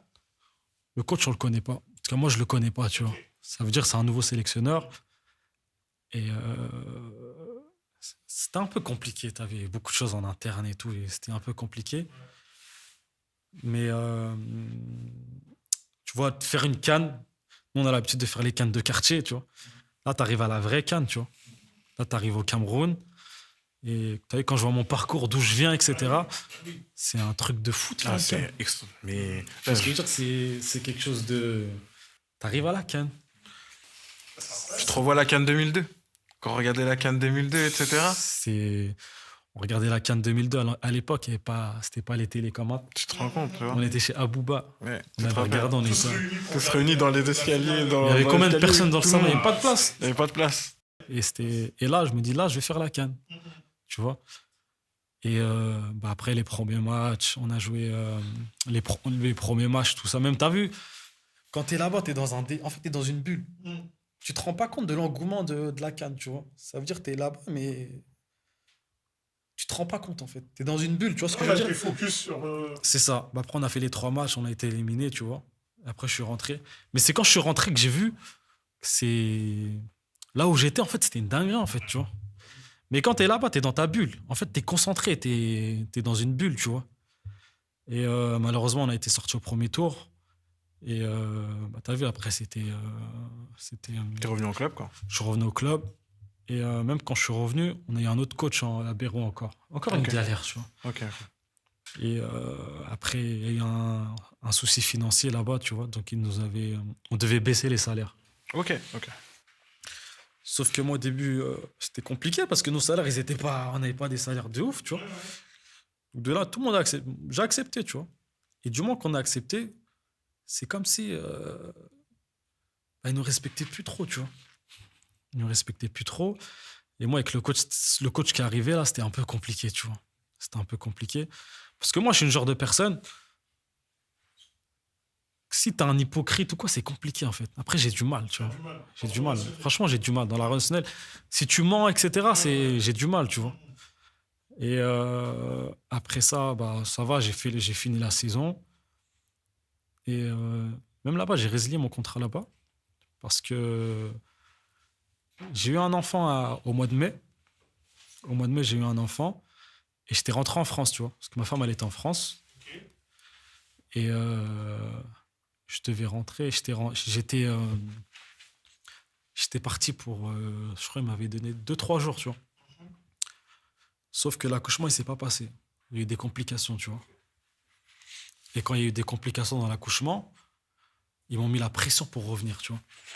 Sauf que moi, j'ai dit, ma femme, c'est compliqué, moi, je ne reviens pas, tu vois. Donc, ils m'ont donné encore peut-être 2 jours ou quoi. Sauf que ça ne s'est pas passé encore. Il y a eu des complications. Maintenant, ils ont commencé à mettre la pression, elle revient, sinon on va résilier, etc. Je dis, moi, si c'est ça, on résilie. Hein. Je dis, moi, t'as vu, il y a des choses dans la vie. il y a beaucoup plus important. Moi, c'est non négociable, tu vois. Donc de là, j'ai résilié. J'ai résilié au mois de mai, j'ai résilié. Parce qu'ils m'ont dit de revenir, alors que moi, ma femme, elle a des problèmes. C'est compliqué. Moi, s'il faut résilier, je résilie, frère. Ça passe pas avant. Il n'y a rien qui passe avant ça, tu vois. Totalement. Donc j'ai résilié. Et je suis rentré en France, etc. Et je parlais avec mon agent entre-temps, il me disait, je lui dis, et lui, il est même mentalité que moi. Hein. Il m'a dit, Camara, si c'est ça, vas-y, fais ce que tu as à faire, tu vois. Je dis, ok. Et de là, il y a eu. On parlait avec beaucoup de clubs, tu vois. Et il y a eu des contacts avec. C'était en MLS, tu vois, à Orlando. Il y avait Orlando et Cincinnati.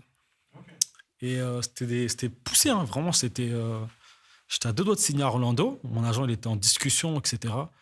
Ça s'est pas fait. Après, j'ai eu une proposition en Arabie Saoudite, un contrat en Arabie Saoudite. J'ai eu une proposition en Iran. En Iran. Et il y a eu la Chine, tu vois. Et moi, je te disais, l'objectif, c'était vraiment. Et l'Arabie Saoudite, c'était de la D2, c'était pas la D1. Voilà, tu vois. Maintenant, là, il me dit, Omar, il y a un club chinois qui sont intéressés. Ils sont en D2, mais ils sont premiers, tu vois. Donc là, il reste 3-4 mois avant la fin de saison. Tu finis l'année avec eux, histoire de t'acclimater un peu au climat. Et comme ça, la prochaine saison, tu es en Super League, etc. Et c'est ce que je cherchais, moi, en vrai. Tu as vu, la Super League, c'est ce que je cherchais, tu vois. Donc là, je me suis dit, bon, il y a un objectif qui attend encore, tu vois. Et lorsque je suis arrivé en Chine, après là, c'est un autre délire encore. Ouais, ça. On s'arrête vite fait. Comment ça se passe ton acclimatation, finalement, dans un pays totalement différent de ce que tu as vécu? Déjà, tu as vécu la France. Ensuite, tu as vécu La Grèce. Et tu es parti à l'Est. Déjà, 3 climats différents et des choses qui sont différentes parce que, on le sait, même Bastia, finalement, parce que tu as eu beaucoup de climats différents. Bastia, ça s'est très bien passé pour toi, mais tu vois, ça reste quand même différent de la métropole pure et dure. Tu es parti après, Grèce, etc. Comment ça se passe ton acclimatation en Chine où, finalement, tu as obtenu ce que tu voulais? Un contrat et surtout une destination qui peut-être t'ouvrait les yeux En fait, autrement. faut savoir une chose. Comme je t'ai dit tout à l'heure, l'éducation financière. Moi, quand il y a eu la Chine, moi, depuis tout jeune, comme je t'ai dit, j'avais un peu d'argent. Tu vois? Mais vraiment un peu, mais j'avais toujours un peu d'argent. Il faut savoir que moi, à 15 ans, à 16-17 ans, quand je me cherchais, j'étais déjà un peu dans le hustle, tu vois.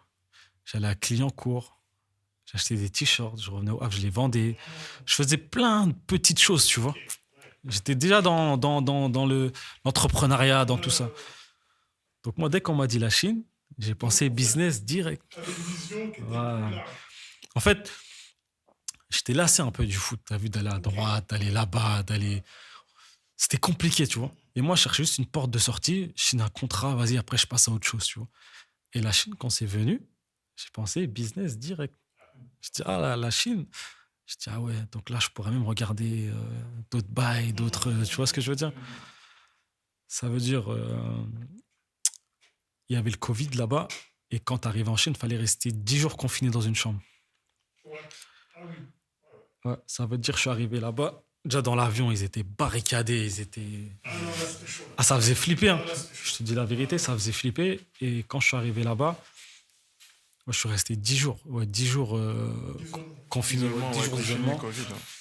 Et 10 jours d'isolement. Et ça va là-bas, il y avait 2 joueurs, il y avait 2 francophones. Ça veut dire, ça m'a facilité, tu vois. Ça m'a facilité quand je suis arrivé là-bas parce qu'ils parlaient français. Et il y avait un Suisse aussi, tu vois, ils parlaient français, donc ils étaient 3, tu vois. Donc l'acclimatation, comme je te réponds à la question que tu m'as posée, ils m'ont facilité de ouf. Tu vois, franchement, ils m'ont facilité, tu vois. Ils m'ont mis à l'aise. Et tu vois, il faut savoir qu'il y avait... C'était pas encore totalement... C'était totalement ouvert là-bas, la Chine. Mais le championnat, on était dans un hôtel. On était, chacun il avait son aile, tu vois. Ça veut dire on était entre nous avec l'équipe, etc. Tu vois. Et le coach c'était un Chinois et l'adjoint c'était un Portugais, tu vois. Et le préparateur physique c'était un Espagnol. Donc on avait un peu le même, tu vois, au niveau de l'alimentation, etc. Donc on avait des régimes pour nous, tu vois, que ce soit des pâtes et tout, tu vois. Et franchement, c'était pas compliqué l'acclimatation. Franchement, c'était pas compliqué. C'était pas compliqué. Le cadre, il était blanchi. Parce qu'en vrai, il vous donnait les moyens quand même pour performer. Et comme tu as dit au niveau de l'acclimatation, avec par exemple le fait que vous étiez des joueurs un peu européens et qui faisaient en sorte que vous soyez bien là-bas, tu vois. En fait, il y avait un quota. Tu avais un quota de 2 joueurs deux joueurs étrangers sur le terrain. Et moi, quand ils m'ont pris, j'étais le troisième. Donc moi, c'était en mode, tu vas t'acclimater là les 4 mois. Pour la saison prochaine, tu seras prêt, tu vois. Ça veut dire, premier match, je rentre, je marque. Premier match, franchement, ça se passe très bien. Ça se passait très, très bien. Maintenant, arrivé, je crois, à l'avant-dernier match, je me fais rupture du tendon d'Achille, tu vois. Ah, vraie blessure, ça en plus. Hein. Première grosse blessure où, t'as vu, là, c'est... Tu vois ce que je veux dire? Ça veut dire, là, je décide de me faire opérer en France. Je rentre en France. Et là, c'est parti pour 7 à 8 mois de rééducation, tu vois. Après Clairefontaine, franchement, c'était pas facile. J'étais plâtré pendant un mois, ouais. Un mois. Et t'as vu, ça te fait beaucoup réfléchir aussi quand tu te blesses comme ça. Tu vois. Et là, je me dis, en fait, comment je pensais, j'étais dans la... Je suis dans le bon wagon parce que le foot, ça peut se finir à tout moment. Tu vois. Et après, bah, je rentre, je fais ma rééducation. Il me reste 1 an de contrat en Chine, tu vois. Et là, c'était la Super League. C'est vraiment... C'est quelque chose, tu vois. Donc, après, je suis retourné en Chine. Je suis retourné en Chine, là-bas. Et quand je suis arrivé, l'entraîneur adjoint qui faisait le portugais, il est passé coach principal. Donc, lui, toujours, il m'écrivait. Il m'attendait, tu vois. Vraiment, il était là, tu vois. Et quand je suis arrivé, au bout de 2 semaines, il se fait virer. Donc de là, quand t'es à l'étranger et que le coach il vire, il se fait virer, qui t'a fait venir, ou qui compte sur toi, alors là c'est compliqué. Et de là, il y a un coach espagnol qui est arrivé là. Il est arrivé et lui, il est venu avec ses joueurs. Ça veut dire, lui, quand il est venu, j'étais pas dans ses plans. Mais eux, ils m'ont rien dit, tu vois. Pendant 2 semaines, je m'entraînais et ils m'ont rien dit, tu vois. Et un jour, ils me convoquent et tout, ils me disent, ouais, écoute, le coach, il veut pas de toi. Donc, faut que tu trouves une solution. Soit on te prête, soit on résilie le contrat, tu vois. Sauf que moi, j'avais fait 8 mois de rééducation. En fait, j'étais préparé à ce club, tu vois. Et de là, je me dis, bon, encore une difficulté. T'as vu, là, faut être encore une fois, tu vois. Mais bon, je me dis, vas-y, j'ai l'habitude. Je vais rebondir, tu vois. Et de là, je décide de résilier mon contrat, tu vois. Donc, je négocie avec eux. Je résilie mon contrat. Et de là, je rentre en France.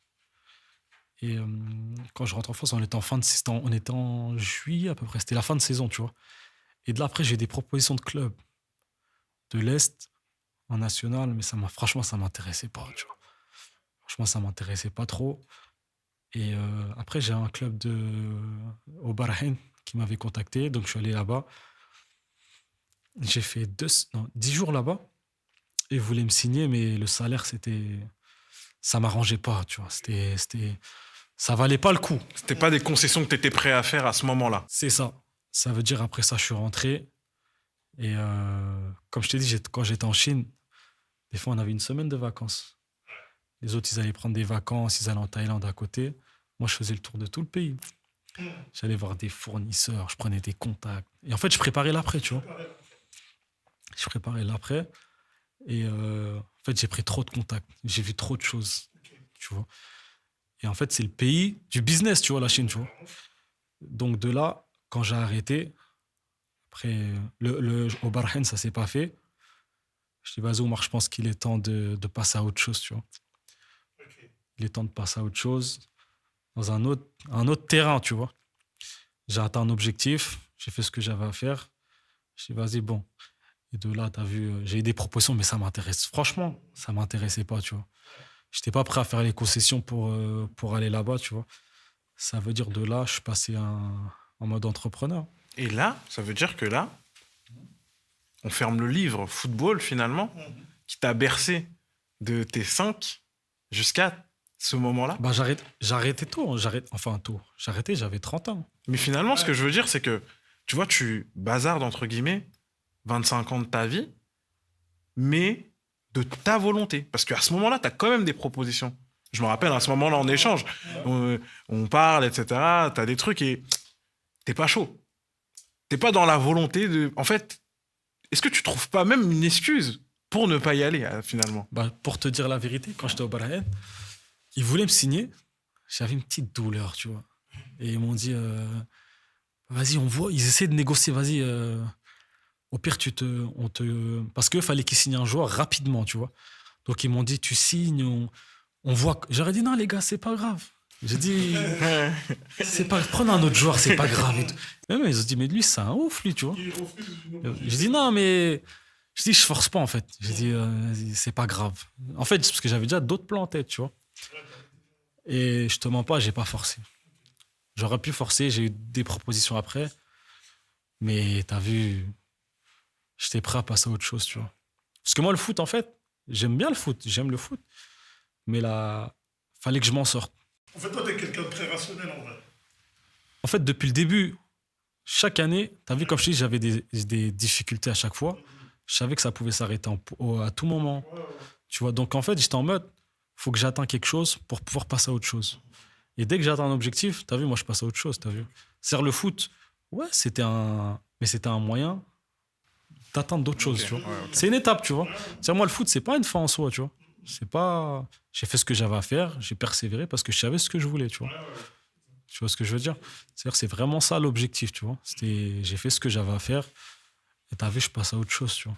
Et comment ça se matérialise, finalement, le fait que maintenant, t'es passé de l'autre côté, de ton plein gré? Qu'est-ce que t'as appris de la Chine et comment tu l'as mis en place après?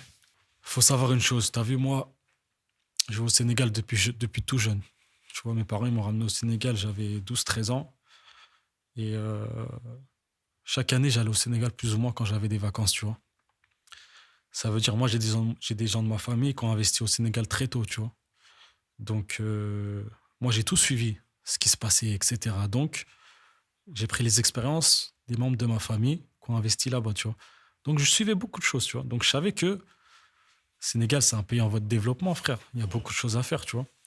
Donc, moi, quand, par exemple, je reviens en arrière, l'année où je me cherchais, euh, je voulais ouvrir un stand de jet ski, de location de jet ski. En fait, je voulais faire plein de choses, tu vois. Comme je t'ai dit, moi, je suis quelqu'un qui essaye dans le hustle, tu vois.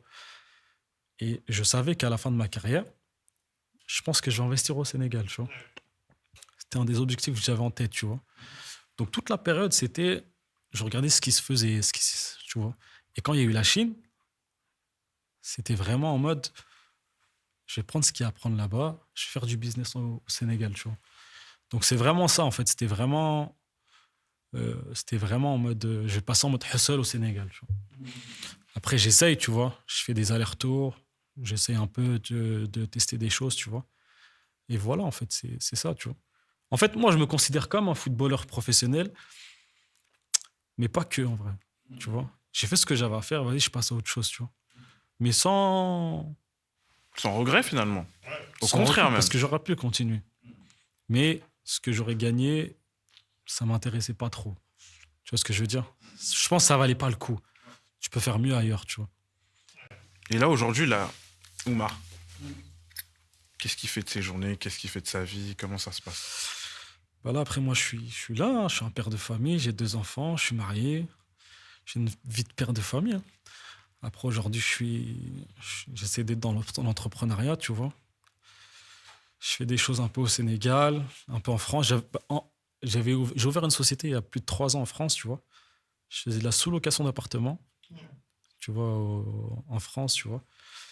Et après, je suis un peu dans l'immobilier au Sénégal, tu vois. Donc, après, j'ai trop de projets, frère. Franchement, j'ai plein de projets. Tu chantes pas. Et non, je ne chôme pas. Et j'essaye de mettre les choses en place. Donc, au moment venu, j'en parlerai, tu vois. Mais là, je suis vraiment en mode essayer de consolider des choses, tu vois. C'est ça.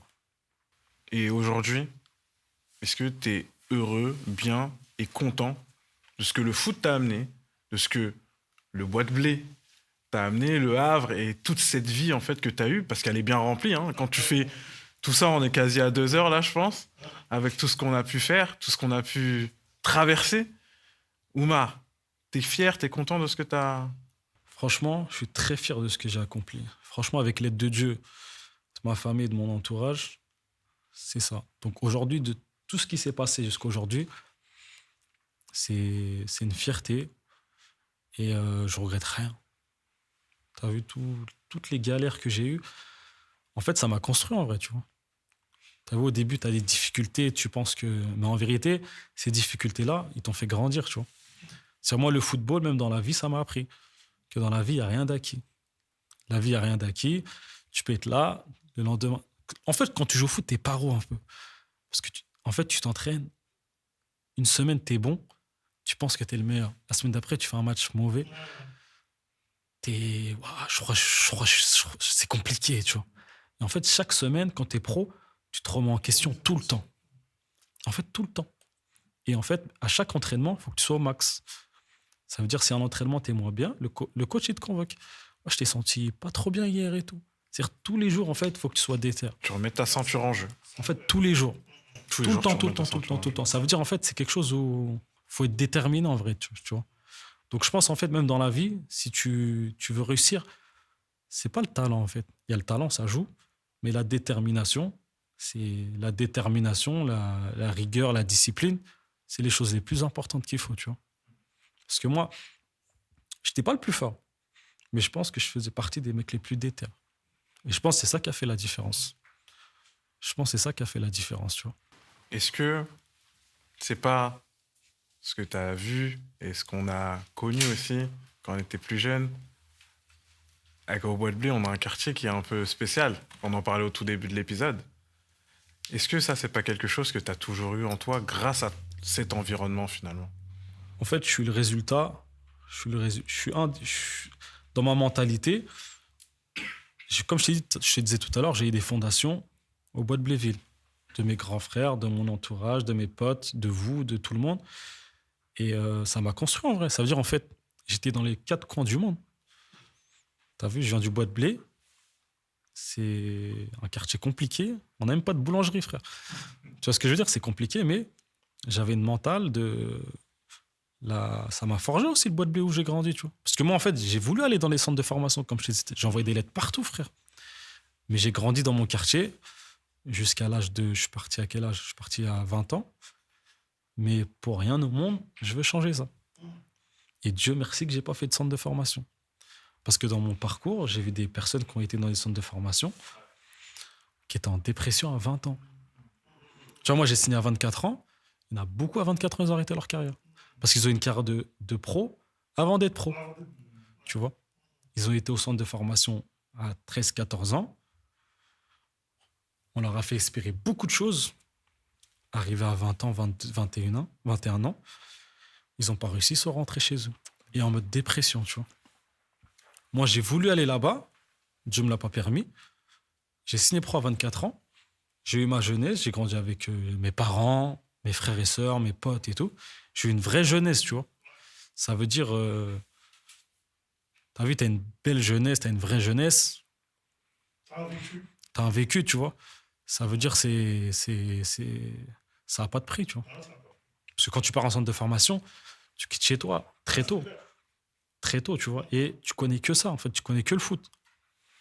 Des fois, tu connais pas le... J'étais avec des joueurs qui ont fait centre de formation qui m'ont dit, à 20 ans, ils ne savaient pas c'était quoi une carte vitale. Ouais, parce qu'ils étaient dans un environnement, dans une bulle. Tu vois ce que je veux dire? Coucouné aussi. Coupé, on va dire. Centre de formation, on te donne tout.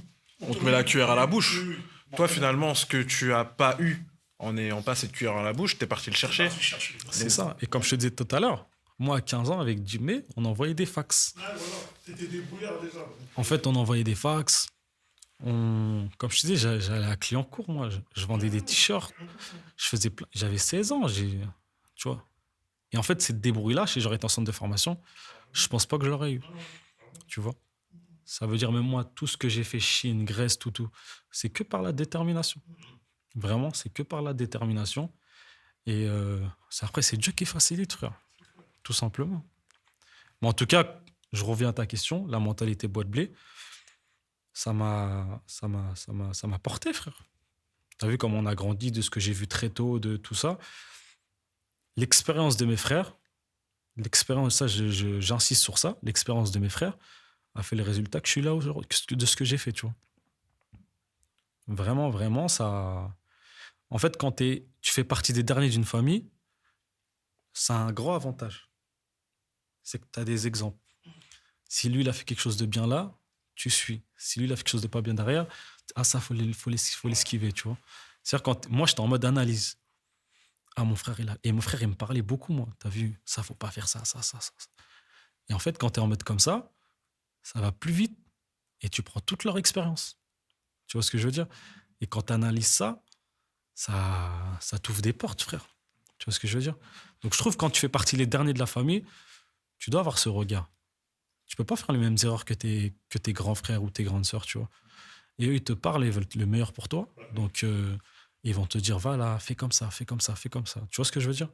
Donc, ça facilite beaucoup, tu vois. Après, t'as vu, moi aussi, Dieu merci, mes parents, ils ont fait beaucoup pour moi, tu vois. Ils ont toujours été là. Tous mes frères et sœurs, mais ils ont toujours été là, tu vois. Que ce soit même mes potes, ils m'ont encouragé dans tout, tu vois. Dans tout, ils m'ont encouragé, tu vois. Ils ont toujours été là, tu vois. Et ça, quand t'es bien accompagné de ta famille, de tes potes, tu peux aller aux quatre coins du monde, frère. La preuve, je suis allé, tu vois. Tu vois ce que je veux dire? Ok. Et pour conclure cet épisode, il y a une phrase que j'aime bien et je pense qu'elle peut te faire plaisir. Elle venait de ton père qui disait tout le temps à mon père que Oumar, s'il veut quelque chose, il va réussir. Et finalement, mon père, il me donnait toujours cette phrase-là quand tu as commencé à être pro, etc., etc. Il me disait, de toute façon, le père, Oumar, il disait tout le temps ça. Et finalement, aujourd'hui, on arrive au point où tu es devenu le premier à être pro dans le quartier. Aujourd'hui, quand il y a des petits qui jouent, on dit toujours, peut-être, lui aussi, comme Oumar. Et finalement, c'est ça, une fierté. Et on est content, en tout cas, de ce que tu as fait. Et on espère qu'il y en a d'autres qui suivront tes mauvais choix, tes bons choix, et que toi, tu continues. Et que peut-être qu'on se reverra d'ici quelques années à reparler et surtout dire ce qui se passera pour la suite. On l'espère. C'est ça. Bah après, mon père, il dit ça parce que mon père, c'est ce qui m'a inculqué aussi, tu vois. Si tu veux quelque chose, va le chercher, frère. Enfin, fils, si tu veux quelque chose, va le chercher, tu vois. Et quand tu grandis avec une mentalité comme ça aussi, tu vas jusqu'au bout, frère. Ça veut dire, t'as vu, si tu veux quelque chose, t'es prêt à quoi pour aller le chercher? Si tu veux quelque chose, t'es prêt à quoi? Va le chercher. Il y a quoi qui te freine? Va le chercher. En fait, dans la vie, tu peux tout avoir. Mais t'es prêt à quoi pour avoir ce que tu veux? T'es prêt à quoi? Tu vois ce que je veux dire? Moi, quand je suis parti dans les clubs, je touchais rien, frère. Mais j'avais un objectif très clair. Tu vois ce que je veux dire? Et quand t'es en mode déter comme ça, t'as beaucoup de difficultés, hein. C'est pas facile, hein. Mais tu sais ce que tu vas atteindre. Tu vois ce que je veux dire? Et après, voilà, hein. On va se revoir parce que il y a d'autres projets. En fait, il y a le foot, mais il y a trop de choses après. La vie ne s'arrête pas au foot. La vie est pleine de surprises. Qu'est-ce que tu veux? C'est ça. Comment terminer l'épisode? C'est ça. Merci à toi, Omar, d'avoir accepté notre invitation. On est ensemble. Et on ne pouvait pas faire avec quelqu'un d'autre que toi notre premier épisode. Hein, Amadou? Ah oui, clairement. On a grandi dans le même quartier, on a vu les mêmes choses, on a connu, on va dire, les mêmes craintes, etc. Et voir ta réussite, c'est notre fierté, frère. Ah, merci. Hein. Merci. Après, dans la vie, il n'y a rien d'acquis, frère. Ah oui, clairement. Dans la vie, il n'y a rien d'acquis. Aujourd'hui, tu es là, demain, tu es là. C'est toujours rester concentré et on suit notre destin, tout simplement. Parfait. Merci à toi, Omar. On est ensemble. Restez branchés tous. Il y a plein de choses qui arrivent, comme d'habitude, le BDB Podcast. Au quotidien, on a fait le nouveau format, on le lance et on continue sur ce qu'on fait d'habitude et ce qu'on fait bien. Suivez-nous, abonnez-vous, donnez-nous de la force et prenez soin de vous surtout. Pas le temps de rouler le seum, j'compte direct des grosses sommes. Tiens, hier dans le game, on a trouvé des caméras. Technique sur le rinté, comme Oumar Camara.